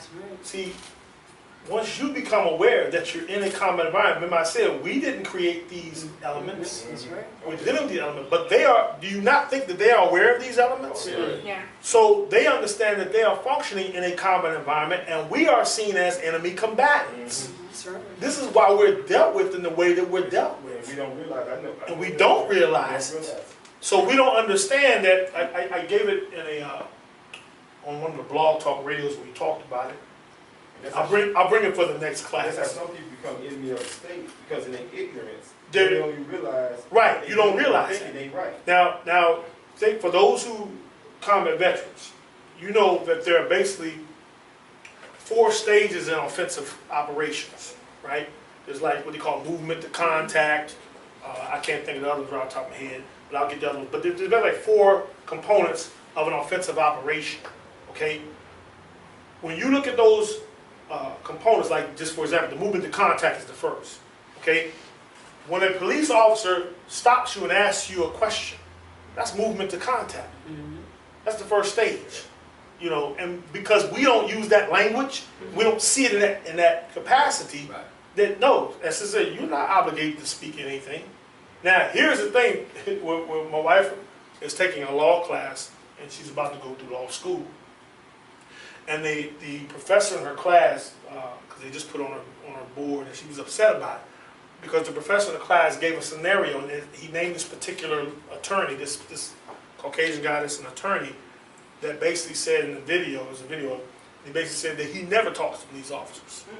He never talks to police officers. And he gave his reasons why, and this, that, the other, Fifth Amendment, such, and goes on down the line. So he's basically saying anytime a police officer talks to him or asks him a question, he tells him, I don't answer questions, I refuse to answer, I don't talk to police officers, whatever. Gives his little thing. My wife was saying, okay, we can't do that. not and get the That's same aggression. response. That's aggression. That's seen as Aggression. why? Because we live in a combat environment, Exactly. and we are viewed as enemy combatants. And they always And go a level enemy combatant. above. When I did my, what you call it when you first start, probation, you go to certain trainings. Right, for the Based on- post training. Yeah, based on what you do, they always go one step up. Oh, of course. And now Of course. that be kind of amazing. And then- Yeah, because you have to control. Yeah. You always have to be in control of the situation or the environment. Exactly. They always go to that next step, and you have no idea. If you understand that the law enforcement is what is called a paramilitary organization, okay? That means, paramilitary means it's structured after a military organization. So if you understand military rank, structure, protocol, rules of engagement, services, they have the exact same thing. They have the exact same thing. And so if they're a paramilitary organization and they're functioning and operating just like a military, what is their environment that they're functioning in? And this is why a combat environment. And So- one more thing I got. Yes, sir. I don't know too much about Locke, but I brought this book by I'm sorry, you say you didn't know too much about what? Sheriff Locke. Oh, the sheriff, I okay. brought this book by, her name is Anna. She calls herself a judge. I forgot the name of the book. Probabilities, something. But anyhow, out of 3,000 something sheriffs throughout the United States, he was one that was mentioned and knew his job. Then and I don't understand the police, thing. So she mentioned Metz, who was also locked up. But when I thought about it, this guy said, think about it. The people put Locke in that position. Locke, he's a people person. He just don't let the feds run up in here. See, they got to check in with him first. I didn't know the sheriff had that type of power. Yeah. So another Oh, guy, yeah. Yes, another guy was breaking it down. The rest of them sold out to the corporation. Right. So that's why it's a good thing that's why it's a good thing to really get to know him, because you make a comment concerning, getting to know certain officials. Right, right. Because you have to know who's going to protect your delegates. Exactly. Who gonna Exactly. protect their own Because think about it. If we're in a combat environment, okay, we have to have what's called situational awareness. Okay? In the combat environment, we have to understand who the friendlies are. We have to understand who the foes or the enemies are. You know what I'm saying? We got to know who are sympathizers with the friendlies and who are sympathizers with the enemy. We have to know these things. That's why intelligence is always a component of security. Intelligence is a part of security. So we have to know. So yeah, that's why I brought that point up. I got to know who the sheriff is. Because sheriff runs things. That's right. He makes things happen. He stop, block, this, that. And his deputies, those who are deputized to act on his behalf in his absence, basically are an extension of him as well. I got to get to know these people. Who are they? They got to know who I am. And not let their knowledge of us be dictated by somebody else's narrative. Yes, sir. Just going back to the thing with the children, with the pads and Yeah, the information. Right now, what they're doing is they're really gathering intel. Oh, A lot of definitely. these Oh, children, definitely. a lot of these children get things that they see from their older cousins and brothers. Right. And so Right. when you get this child and you put the pressure under the child, take them straight to the office, Right. straight to the officer. Where did you get this? How did you find this information? Well, I found it from Uncle Ricky. Uncle That's Ricky right. is this. He's Right. that. Then they Right. put the case on Uncle Ricky. Uncle Ricky is this. So it's kind of gaining intel on what's really going on. 'Cause Oh, yes, sir. they have a mass indictment right now going on all street organizations across the United States of America. Right. And you don't even have to be a part of the street organization. They label all of You us just be in a related. certain zip code, a certain area of Yeah, town you just be related. as that. So that's really pressuring intel and certain information. For one, to find out what's going on in your home, In your house. and then put the pressure on to get their intel and all the information and get Right. it to the babies, because the babies emulate what they see in their own Right. personal environment. Now, to that point, understand what I said earlier about the change. Remember I said the change is going to be combative. Because they're not trying to change the conditions willingly. Right. See, they're in power right now. The powers that be, the 1%ers, the landowners, the people that's behind the scene that you don't see, they really are running stuff and dictating policy. They don't want to see any changes. But the change is going to come, it's going to come with a fight. It's going to come with some stipulations, okay? And understanding that we're in a combat environment, I give you this, I think I broke it down last time. There are 3 elements that are necessary to carry out any mission. That's the assault element, support element, and the security element. You need those 3 elements to do any type of mission. Okay, the assault element is that element that goes after the objective. The support element is all those aspects that are needed to help the assault. That's transportation, engineering, communications, all that stuff to help the assault element reach its objective. And then you have to have a security element. Intelligence is a part of that security element. You got to get information. Data track. You got to track folks. You got to know who's moving where, what's what. Because if my unit is moving over here in enemy territory, I got to know the whereabouts of where everybody is in case they need help, backup. I got to know. So what better way, you know, in Vietnam they talked about, you hear the veterans, it goes back to guerrilla operations and what they call insurgent or counterinsurgency. Okay? In guerrilla operations and insurgency or counterinsurgency operations, the main objective is winning the hearts and the minds of the people. That's the main objective. Winning the hearts and the minds of the people. Okay? Gaining their trust. Getting them to give up information on themselves. So they found out in the lab that sugar, y'all know what sugar is, right? Mm-hmm. That means kiss your husband and your wife. Not that kind of sugar. the crystalline substance called sugar, right? That's in everything. Okay? The effect of sugar on the brain triggers such a response that it'll make you a zombie. It'll make you give up all the information that there is to give up. You'll tell your most innermost secrets because of this daggone drug called sugar. It has that kind of effect. It makes you complacent. It makes you submissive. Because it hits a certain part of your brain that deals with pleasure. The dopamines get inactive, right? It triggers the dopamines and you want to feel good. And when you feel good, you get lax. You know? So what they found out was, okay, well if we get these little Vietnamese children some chocolate, they used to come in there with some Hershey bars and M&Ms and all that, and they would give it out freely to the children. To the point that every time the children saw a soldier, they automatically thought, chocolate. Give me some chocolate. Give me some chocolate. You know? Got them hooked. They ain't had no chocolate in Vietnam, too. Got them children hooked on that sugar, and then they denied them. So I give you a chocolate bar if you tell me X, Y, Z, da, da, da, da. That's right. Boy, that child sell her mama out. Sell up the river for a Hershey bar. You follow what I'm saying? Right. So I get you to give up the intel on yourself. Well, now, technology is the new sugar. For the younger generation. That's right. Huh? There's a map everywhere you go. They got 4th and 5th grade. Your child 5th grade. You got a cell phone, no? No. Not yet? No. But how many were is it your daughter or son? It's a girl. It's your daughter. Yeah. How many of her classmates have cell phones? Oh, but still, I know what you're saying. You know what I'm saying? Yeah. That's the new sugar. Having the latest technology. Yes. So you introduce that into the classroom environment, and yeah, there's all these stipulations on that thing about the emails, is that because they know. Because back in let me say this if you say that. Yes, sir. I went to a lecture. It's a Muslim brother. He's some kind of big executive over IT in some other state. And he came here to give a lecture, and he was just telling us how he took a $3,000 pay cut because he just wanted to be able to take his daughter to work to school and home. Because he said, I don't use their car for everything. I don't use their cars. He said he want to brag about it. And he said they don't need to know everything. Right. So he was telling us by 2017, and this was back about 3 or 4 years ago. So he said they had already ran statistics. They said about 2017, everybody gonna have some type of smart device. Yep. So they was already positioning. Yeah. You know, and so we're dealing with the science of warfare in military science.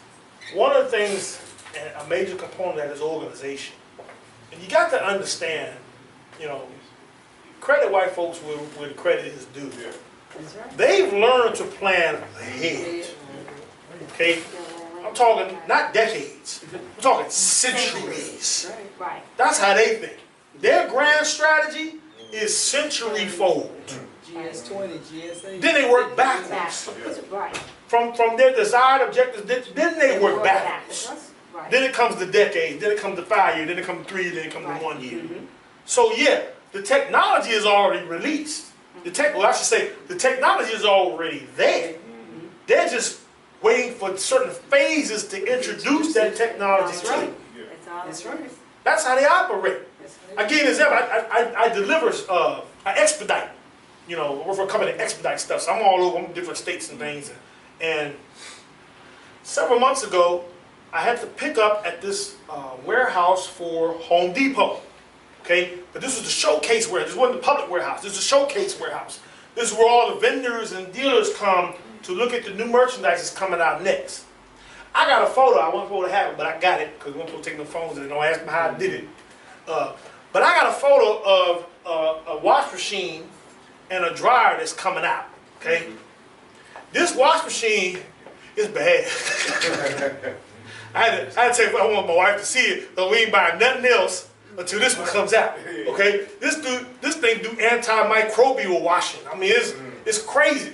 I'm saying to say the technology is already there. Yes. Same thing with the cell phones and all that other kind of stuff. So we had a discussion last week. You know, you all may have seen it, where Apple is supposed to be introducing this feature at concerts where they can block your phone from being able to broadcast a video, right? And it's supposed to be under the stipulation that, you know, at concerts you won't be able to legally record an artist and that the other. But of course we know what that's really about. So my stepdaughter said, you know, that's why I don't like Apple. You know, I'm saying I'm go my guy. I said, no, you ain't understanding. See, Apple is more secure technology-wise. So the fact that they're testing out on Apple, that means they already got Samsung and all those. Yeah, y'all easy to bypass. They blocked that quick fast. I don't know what kind of phone our sister Corinne Gaines had, you know, that they were able to block that. But I'm sure if it wasn't an Apple, it was a Samsung, yeah, they already got access to that kind of stuff. See, whatever technology that they introduce, know it for a fact, they've already got the count of that thing in advance. They know how to break it apart. So that whole thing, even with the Apple, when they were saying they couldn't get into the Apple to get the emails, they can. You know, it's a game for them. It's what I call political theatrics. Okay, this is the stuff that they set to create this environment to coax us into a certain habit. That's right. That's part of warfare. And you'll learn that in martial arts. If I can bait you and lead you to do certain things, I already got the counter for that thing. I'm leaving it open because I want you to go for my head. Because I already got the counter for that thing. You see what I'm saying? Well, I'm baiting you I want you to go for that arm because I already got the counter for that thing. Thinking ahead. It's always warfare. It's always an act of hostility or struggle. And our minds have to start orienting to think like that. Not that you're in this constant state of war. You can't do that. Because you be one of the crazy folks that's paranoid all the time. And, you know, no. To a degree, you got to be when you understand your combat environment. But at the same time, it's just a way of thinking that we got to start adopting and orienting ourselves to so that we can better function in this combat environment more efficiently and more effectively. That's the whole purpose of the military science and the training. You know, it's just so you act and say and do the right thing at the right time when called on. You know, that you don't do other than what you're supposed to do when certain things happen. So we need to have a relationship with the sheriff's department. We need to talk to the police officers, the governor. We need to know who the police chief is. We need to have a conversation with the mayor. Because the police ain't nothing but the executive arm of the mayor's office. Same as the National Guard is the executive arm of the governor's office. So we got to have these kind of relationships with them. But then again, it goes back to you got to start having ownership. So they have more of a political voice in those arenas. That trust and believe, you start owning some property and some business and you generating revenue for the city, you'll have a voice. They'll listen to what you got to say. You know, trust and believe that as the 10,000 Fearless start going through the neighborhoods and you start making changes and cleaning up, they're already experiencing this in Atlanta. In one of the roughest areas in Atlanta, the Bluff. They're already experiencing this. Where they look at the 10,000 Fearless with some respect because you're helping the officers do something they don't even want to deal with. That's right. Like I said, unless they got that just straight psychotic mind, that element is there. But for the most part, every officer ain't like that. You know, they got some issues, because I got some issues. I know they got some issues. I ain't got PTSD, but I got whatever the other thing is that come from being trained in the Marines how to kill. I don't call that thing killer syndrome. I don't know what it is. But I got that, because my mind goes through that thing. So I know theirs goes through the exact same thing. You know what I'm saying? So we have to develop intelligence, you know, and how to gather information, and the important information was vital for us. We have to, the same way they know what's going on in our neighborhood, we got to know what's going on in our neighborhood. Right. You know, that's one of the reasons why the nation always went door to door. You know, not just to sell the papers. It was a means for us to get acquainted with the people. Right. Because remember I told you, counterinsurgency and guerrilla warfare, the ultimate objective is to win the hearts and the minds of the people. That's why the messenger of Muhammad said he never had to worry about writing a check and it come back void of non-sufficient funds. Because he had the heart of the people. But how do we get the heart of the people? We earn their trust by providing a need or fulfilling a need. And fulfilling the most basic needs.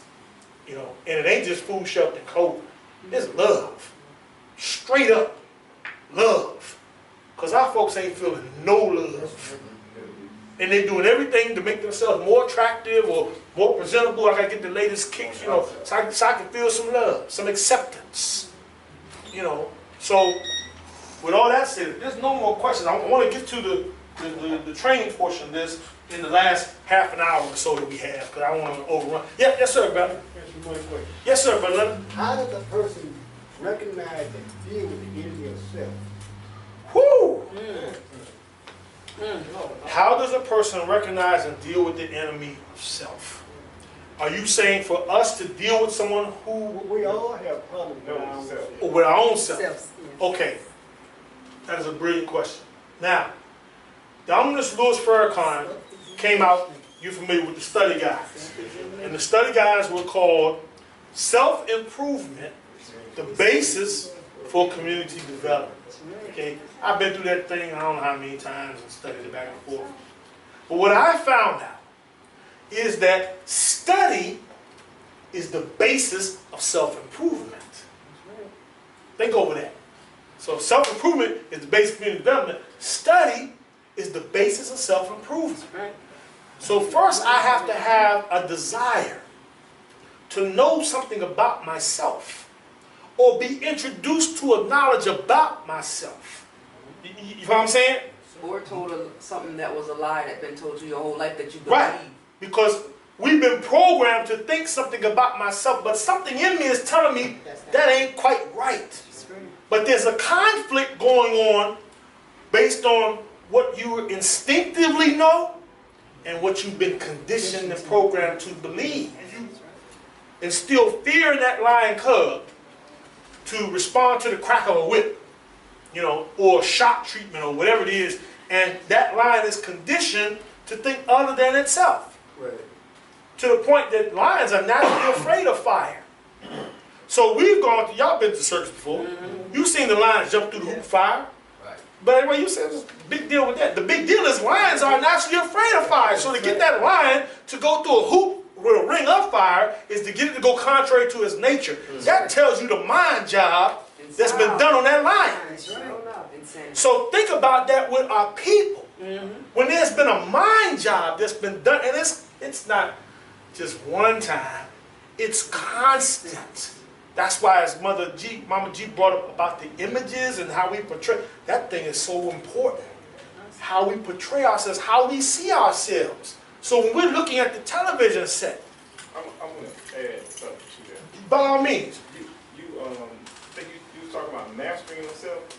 Well, that's true. Is it okay? In the same book that he's talking about, one of the things our Mr. Farrakhan said was self-analysis, self-examine, and self-correction. Right. I realized that helped me, you know, because when you feel that lower nature come up, then you need, and we look those words up, you're going to find out those words will be showing you how to pinpoint something. And then it helps you to deal with you. You know, so, I mean, I just want to throw that in. But that's Yes, sir. Yes, sir. Itself. And to add to that, you know, we have to, brother brought up a good point about that condition, but we always got to do the message and get to the root of a problem. And the root of that is always fear. See, our people become afraid of themselves. They don't want to know nothing about themselves because they're afraid of who they are, or who they might not be, or who they think they are, or who they've been told. But at the root of that thing is fear. So that's why I brought about those 4 characteristics that enable a soldier to overcome fear. See, if you know what enables you to overcome fear, then you can teach someone else how to overcome fear. So it goes back to that moral or moral conduct, that esprit de corps, that discipline, and that proficiency. You can hit on any one of those points, and you will help someone change their condition. You hit any one of those points. But they got to be introduced to a certain knowledge that will reorient their minds. Back knowledge of self to who they are. Yes, ma'am. Behavioral science. Come on. Nature versus nurture. The one word that has not been put in our schools is called self-preservation. Self-preservation is the basic foundation of a human being. That's right. It's beyond self-defense. That's right. I do African martial sciences.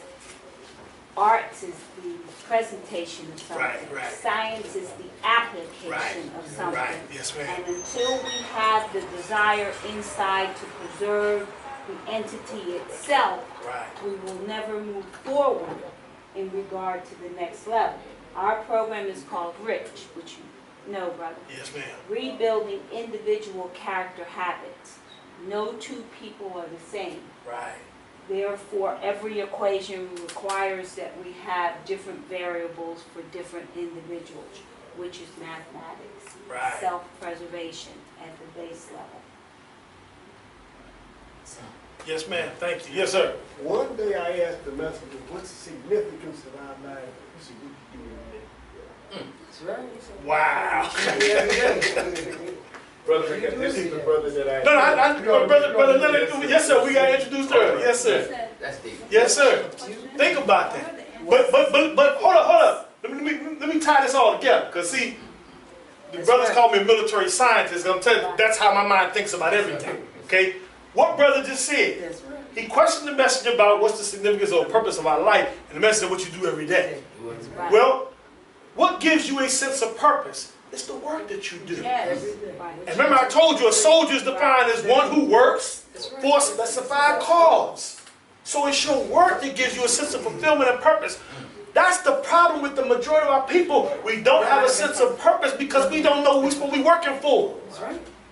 And somebody introduced us the idea, and we got tricked on this thing. And go back to supreme wisdom about the trader offering us a job, saying we're going to make more gold than what we was making where we was at. See, we always had this idea that we're going to get something for nothing. Or we're going to get something with less effort. But once you break down the reality that no, hard work is, look, I don't care how long you study the martial arts. You could be a master's master. You're still going to be a student. Because it's always going to take work to get them skills down. Once you understand that, martial arts becomes fun. You end up loving work. I love to train. It's hard work. But I've accepted that that's what it takes to become a master. I'm a master student. Cedro told me years ago, the best master to be was a master student. I said, I like that. I'm going to be a master student. I have mastery level ranking, but I don't call myself, I'm a master because I'm always learning. And I love it. Learning is work as well. I got to research, I got to study. You can't exhaust the wisdom of this universe. You can't. I'm always trying, even when this is why I love interaction, because when I hear what you all are saying, my mind's clicking and ticking. It's like, oh, yep, okay. And it makes me think about something else I research or something that I need to research to connect the dots. But we have to have a sense of purpose. So once we give a sense of purpose to the people, see, you're not going to convince these young folks to stop killing. If they don't see the purpose behind what you're doing. What's in it for me? Everybody want to know what's in it for me. When I was in the Marine Corps, I want to know what's the incentive. That was my thing. Me and my partners, we always ask, what's the incentive? Do I get a promotion? You want me to do this, that, and the other, but what's the incentive? So we have to have an incentive because we are incentive-based people. And it goes down to, tying all together, what Mama G just introduced about at the core of us is what? Self-preservation. That's the incentive. To preserve yourself. And once I understand that, okay, what I do, what I don't do, what I eat, what I don't eat, will help me to either preserve myself or destroy myself, then when I love myself, I'm going to be more inclined to do those things that help me to preserve myself. But once I have that kind of love for self and want to preserve self, then when I see someone that looks like self, I want for my brother and sister what I want for myself, which is preservation. I want to see you sound and secure in your home and your persons, etc., etc. I have the same desire. Huh? I'm sorry, I gotta say. Come on. We have church Then now. we have, that's right. Come on. Then we have to asset map, needs assessment. You take the rock and you throw it in the water. Come on. The first ring is the house. Come on. Right. The next ring Right. is the street. Right. The next ring is the neighborhood. Right. So we have to know what we're doing, Right. what we're That's right. seeing, and that means That's right. walking it and listening, That's like you right. said, That's right. listening, watching, Come on. no speaking, Right. and listening to these young people, listening to the neighborhood, listening, like you said, like the sister said, loud noises, Right. dealing with it, listening to that music, right? But asset mapping, needs assessment, Right. the science of community, Right. like you said all the time, Right. that will bring about self-preservation. Indeed. Indeed. Yes, sir, Brother Craig. Man, this is deep. It's really deep. Which one that was? It just seems like what I'm hearing, it sounds like what I'm hearing. She brought up an excellent point, self-preservation. He was talking about self-development and also looking at ourselves honestly. I think one of the problems, and you talked about purpose, one of the problems is we haven't identified our particular purpose. And so sometimes we think our self-preservation is tied to a false concept that we have about ourselves. Right. So Jesus said in the Bible, let you who is greatest among you be your servant. So if we're talking about self-preservation, I have to look at it, this is how I look at it. What kind of servant am I to myself? You talk about dietary laws and all that. Right. What kind of servant am I to myself and to the mass of my community that is preserving the people, not just me Right. in my state in life or my position in life or my desire to be a part of an organization or a group to preserve my stake in it. Yes, sir. If that stake in it is not tied to the service level that is needed Right. for the people to be preserved, Right. then if I have the wrong concept of myself or where I think I fit in, Right. then I will damage my people by trying to preserve my stake in it that is not beneficial to the whole. You understand what I'm saying? I understand exactly So I think what we you're have saying. to assess what our concept of self is Right. What does that look and like? where we think our value is. Our value should be how we serve the Right. people, Right. not my ego, not my stake in what I think I'm involved in, Right. so that I don't do violence or damage to Brother Mario, Brother Todd, or Sister Shirley, because my ego is so starved Right. that I do things to damage self-preservation of the whole. And I don't develop myself because I am so ego-driven. Yes, sir. So we have to look at how we're serving the people. And then we have to measure how much are we willing to sacrifice in love for them, Right. which gets to the point of our lives. It ain't just going out here and dying. It's living for them even under the shadow of death of those who desire to kill you because of your level of service Right. Right. to the people. Right.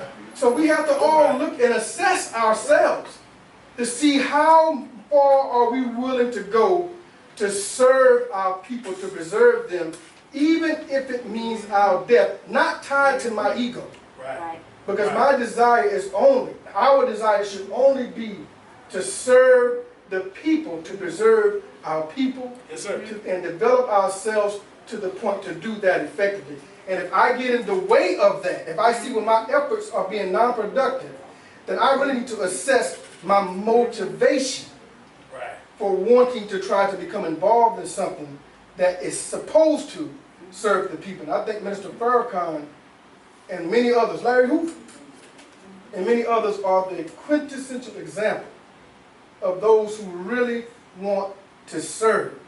and have laid their lives on the line to serve not their ego, but a cause greater than themselves. Right. And until we get to that point individually, we will not become effective in serving the collective in the manner that we should. And to that point, it goes back to exactly what I spoke about, the ultimate objectives of counterinsurgency and counter-guerrilla operations. Is to win the hearts and the minds of the people. The only way you win the hearts and the minds of people is to fulfill the need. And the only way you're going to fulfill the need is through service, which is a type of work. Right. Which goes back to working for a specified cause, which is why we are soldiers. Right. You know, so all this thing is circular. You know, and once, to speak to exactly what you're talking about, Brother Craig, to the service of the people, see, when we see that the preservation of our people is the mission, and we outline the objectives in that mission for us to fulfill that, because self-preservation is the ultimate mission, and preservation, as Mama G said, basically it extends out. Once you got self, it extends the family, it extends the neighbor, it extends the community, it extends the organization, it extends outward.